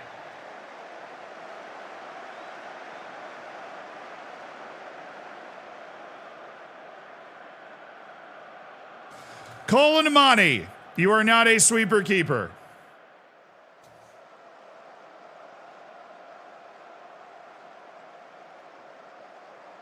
Would love to see us just be the better team today. Just play with confidence.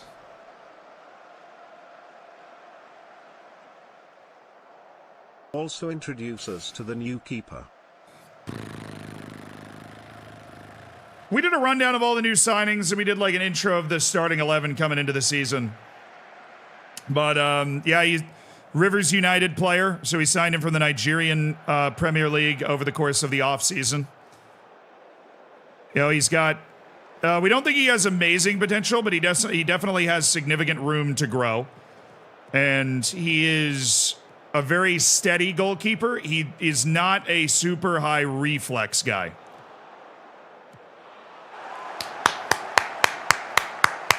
We're good, we're good, we're good, we're good. Jeez, Malanda.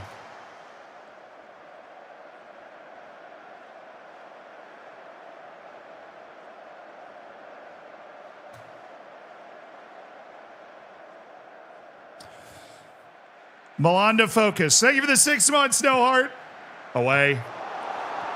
Away, but better. Oh my goodness, he biked it into the side of the post from a ridiculous angle.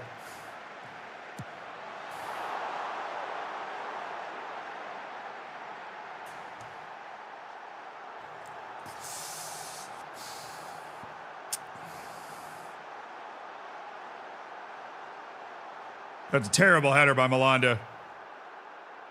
He's just going nuts with the athleticism there to try to make that happen. Nobody gets out at all. So this guy's just wide open. And then it's one-on-one with Van Rooyen, who gets cooked. And then we got 4 guys defending 1 guy back here. Nobody stepping forward, just a free shot. Got done a little bit by the match engine on that one.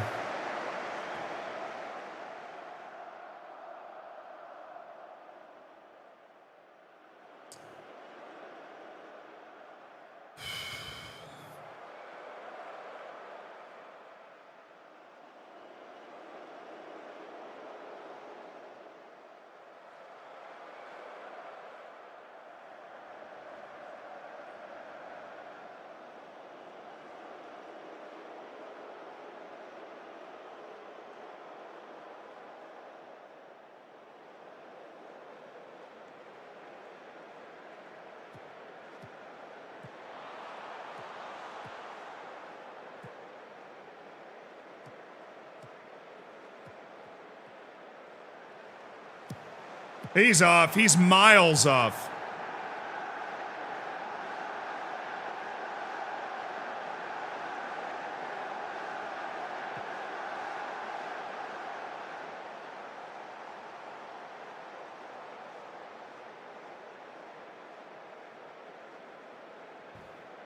Is he behind the ball?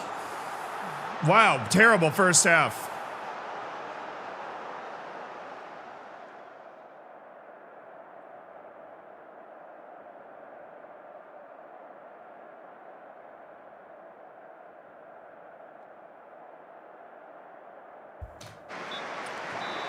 All right, Vitboy's in for the second half.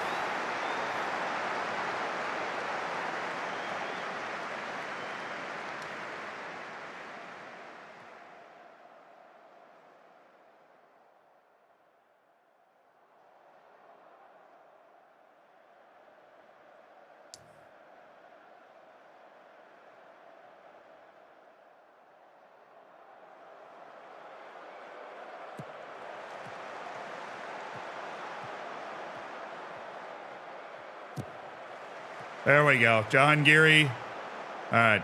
Mayans. Vitboy. Mayans. All right, this is looking better. Mayans. Oh, Emil Vitboy. Better. Better. Giving Hashimi a chance.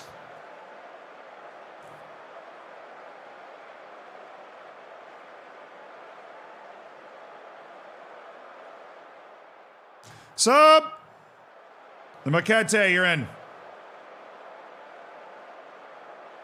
Yanez, go get Pedro.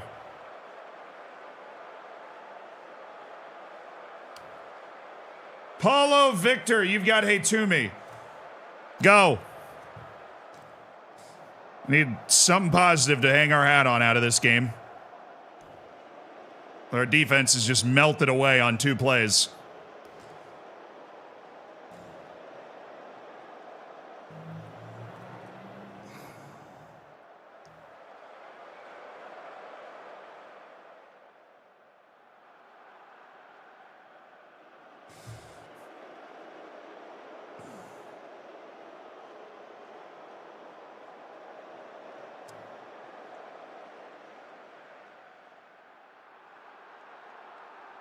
Sup?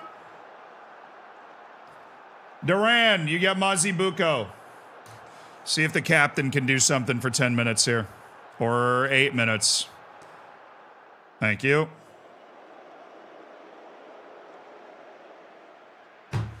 Man, we're getting nothing. Absolutely no highlights from this match. We created absolutely nothing. I mean, we somehow stacked up a decent amount of XG, but we created absolutely nothing in this match. They did not run us off the field, dude. It was 2 chances. It's not like they had a bunch of, oh, man.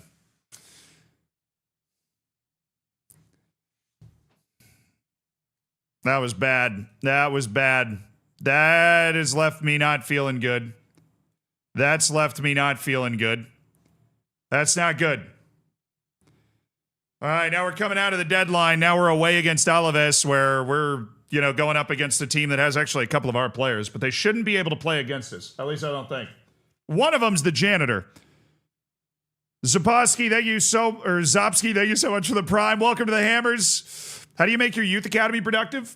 Invest in youth academy, or invest in youth facilities, invest in junior coaching, and invest in youth recruitment. Get a good head of youth development, and then obviously try and sign the best coaching staff you can. Holy. This is a deadline day for most people here. Most normal people. None of our 39 touches into goals in the opposition area. Scored none of our 8 shots attempted inside the penalty area.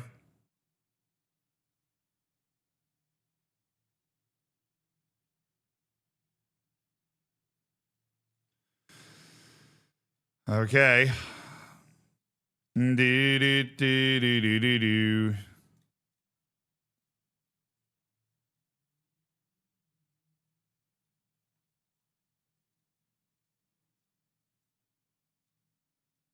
All just loans. Alvin Amon's getting offers. My goodness. Alvin Amon has signed with Magdeburg. It's probably right. The guy should be playing ball somewhere.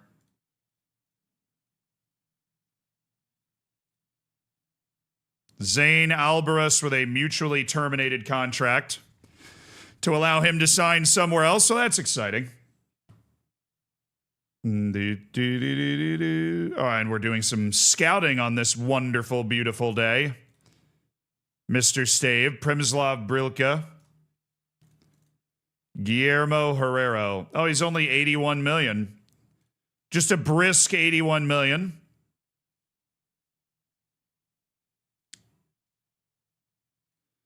All right. Adele Bonfanara. Nah. Hussein Rahimi. Yeah, I really don't think that guy's any good. He's what, 20? Oh, he's 16.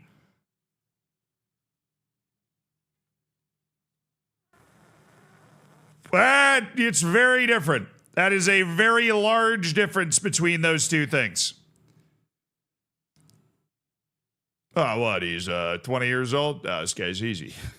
He's 16. Jesus Rodriguez. Oh, how I want to sign Jesus Rodriguez. My whole life is trying to get to a point where Jesus Rodriguez would consider playing for my club. That's my life. That's what I'm waiting for. West Ham signed Rios. Richard Rios. I guess you were right in ignoring me, huh? I guess you were right to ignore me, Richard. This has got to be the last deadline day for anybody, right? September 2nd.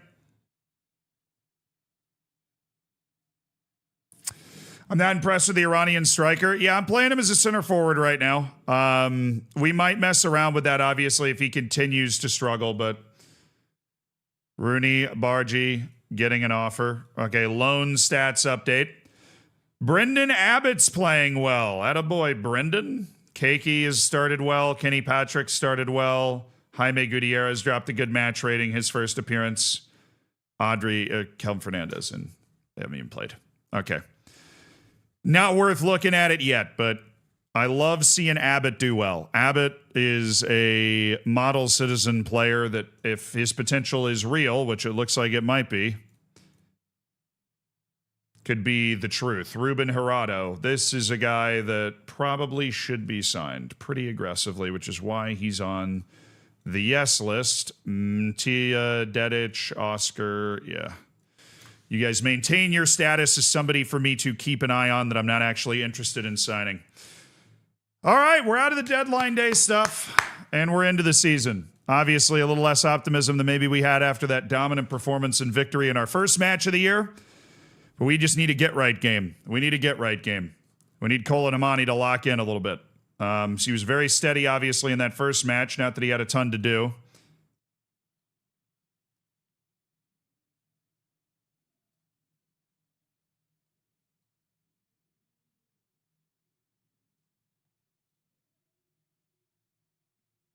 Marcelo Luiz. I don't know, all these Brazilians with all this potential, and they never seem to be anywhere near it. Shouldn't have sold Willie. He was the ultimate glue guy. Look, we're projected to finish second to last. We were projected to finish last year. This is, we've gone from being a projected third division team to a projected second division team. I think we brought in a lot of talent. We just got to gel. We need a couple of wins early in the season to help us kind of get over the initial yips, get over the initial hump here.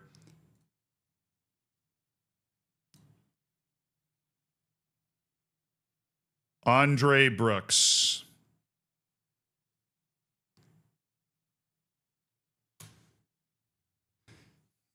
Maybe. Put him on the maybe list. How's Joaquin doing? I actually don't know.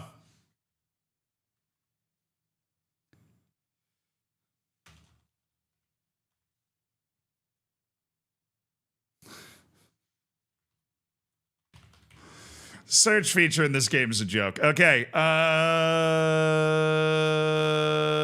Can we just do all? Is there an all players option? But he's not in the first team. See, with the reserves. Yes. He has, since signing for $4.1 million, made 2 appearances for PSG. He has made 30 appearances for PSG's second team and continues to develop.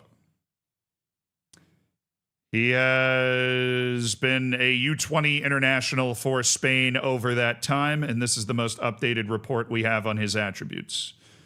That he's still a dang good player, but alas. Okay, I want to rotate this back a little bit.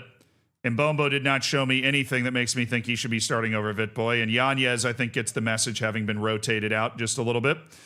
Bengani Van Rooyen's going to be brought out for Miguel Rubio. We're going to give Rubio the run here. I will finally take him off the loan list. I know somebody mentioned that earlier, and I did know it. Okay. He's just on the loan list forever. Mayans.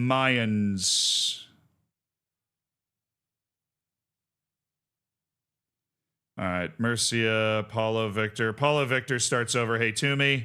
Don't like Haytumi's mentality. All right, so we have Pinkert, Malanda, Mayans, Rubio, Victor. Definitely need our captain, Duran.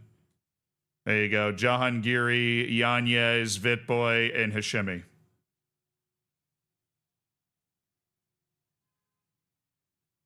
Jahangiri's been giving us good match ratings. He's one of the few guys that's actually shown up with his lunch pail.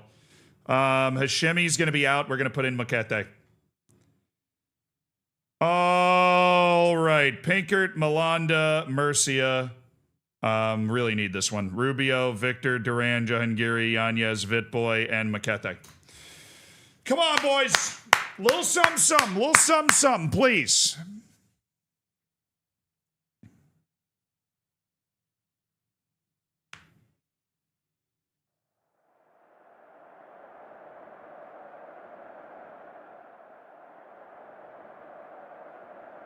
Play without pressure, boys. Play without pressure. I've been putting maybe a little too much pressure on you guys with these team talks.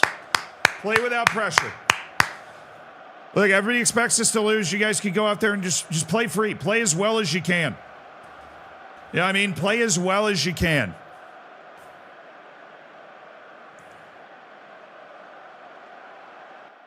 Play as well as you can. Give me a little something, something here. Let's go, boys. Here we go.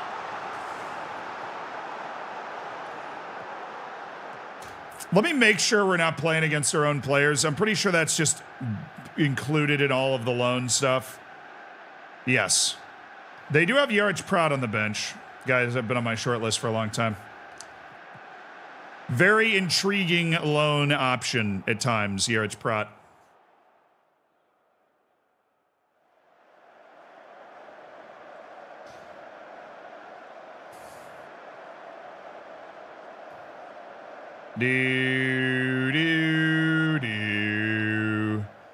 All right, good. First three shots seem to be playing with a little more confidence today.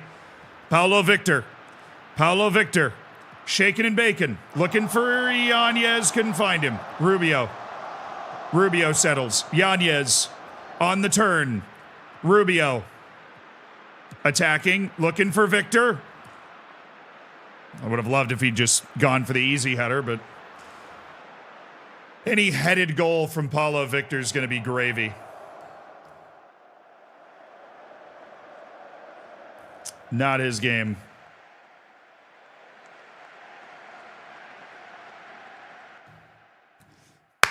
Win this. Win this. Win this.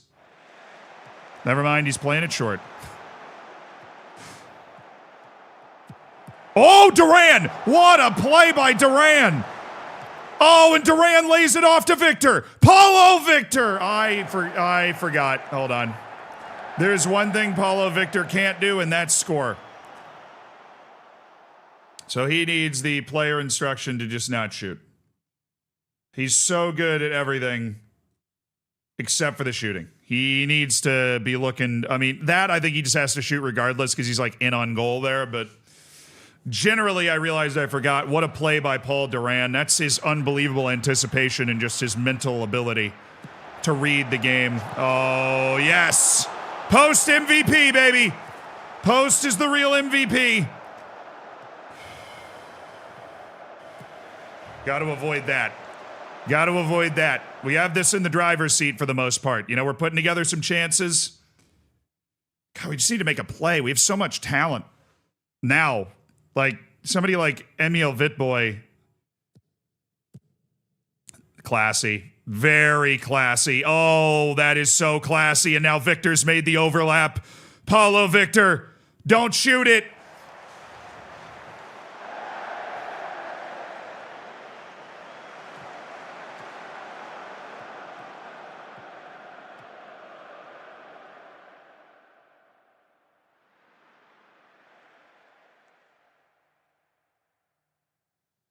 So you just squeeze the stress pillow? I needed to squeeze the stress pillow.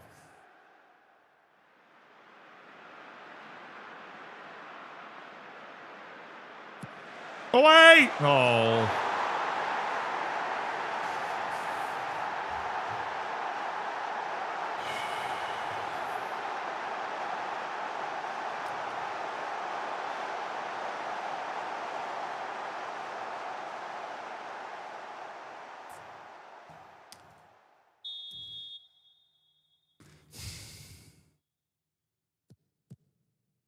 That's what we couldn't have happen. Outplay him the whole half and then give up a set piece goal. Nice, Murcia. All right, Duran. Good, Yanez. We can move now. We can move. Rubio, the Red Rocket, back to Yanez!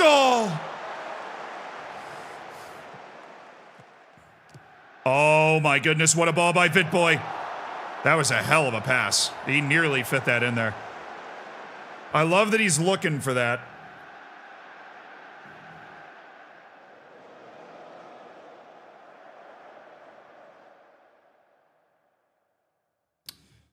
Halftime. Halftime.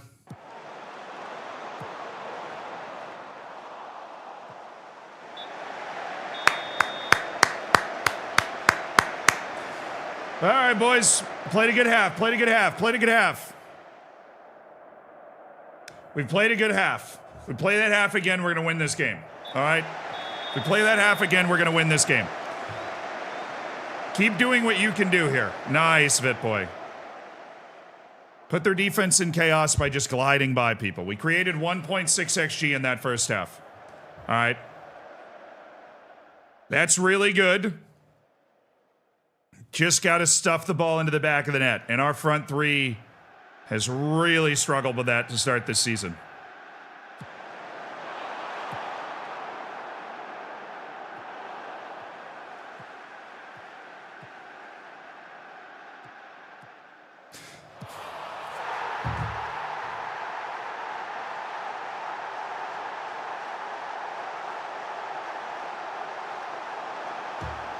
Just played a better through ball through a tackle than they are.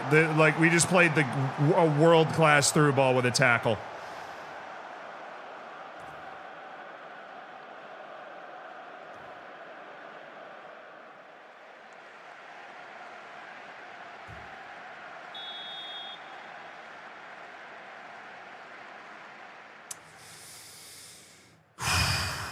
Wow.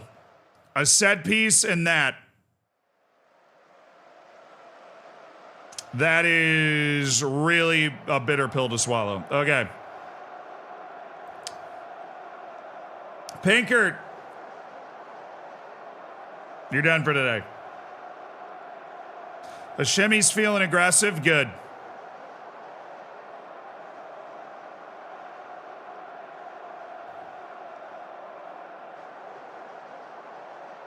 We'll try it.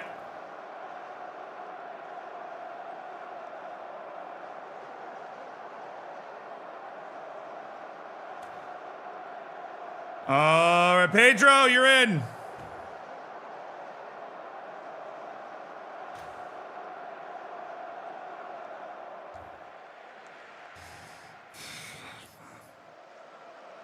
Goodness gracious, guys. What are we doing?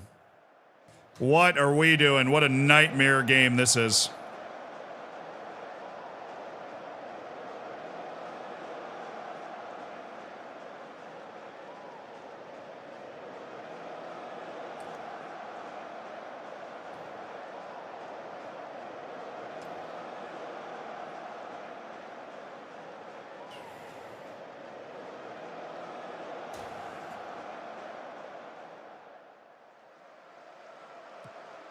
Let's go. Let's go, boys. Let's go.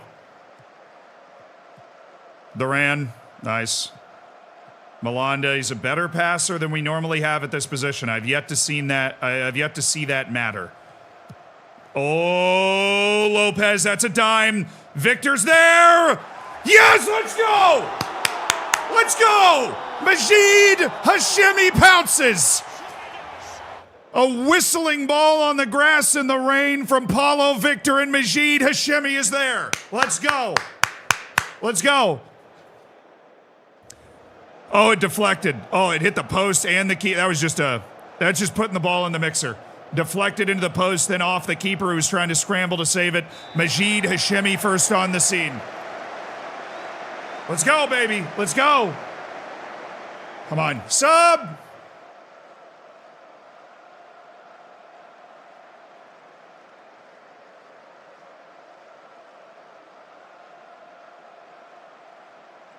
Hey! Zalani Mazibuko, you're in. He's the best passer on our team. Oh, Duran. Oh, Duran. Paul Duran. Oh, yes! Boom! It's the captain. It's Paul Duran.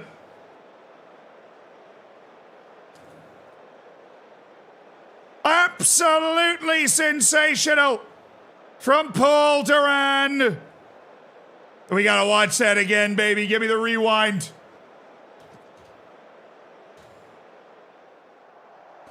Paul Duran, the captain in the big moment, with an absolutely sensational goal. The goalkeeper with a misread, and he hits him with the Carlton. The captain, Paul Duran.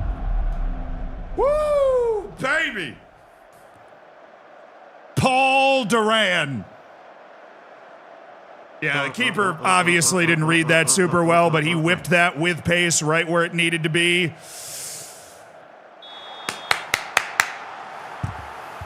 Keep going, keep going. 2 quick goals. Let's get it. Oh my goodness.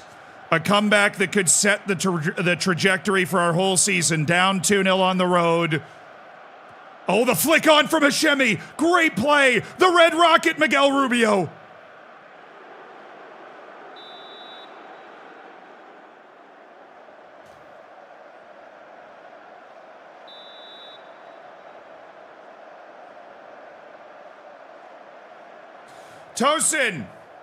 Tosin, you're up. If this is a pen, you're up. If this is a pen, you're up, Tosin.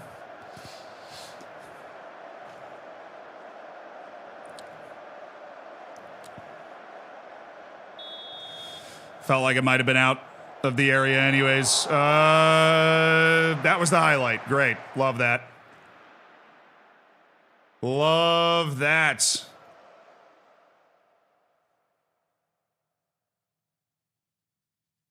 Give me a highlight.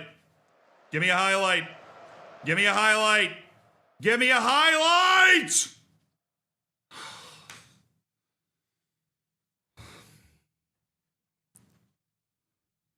Great heart to not lose. Great heart to not lose. We can boost the morale of the locker room off that. Great heart to come back in the rain, on the road.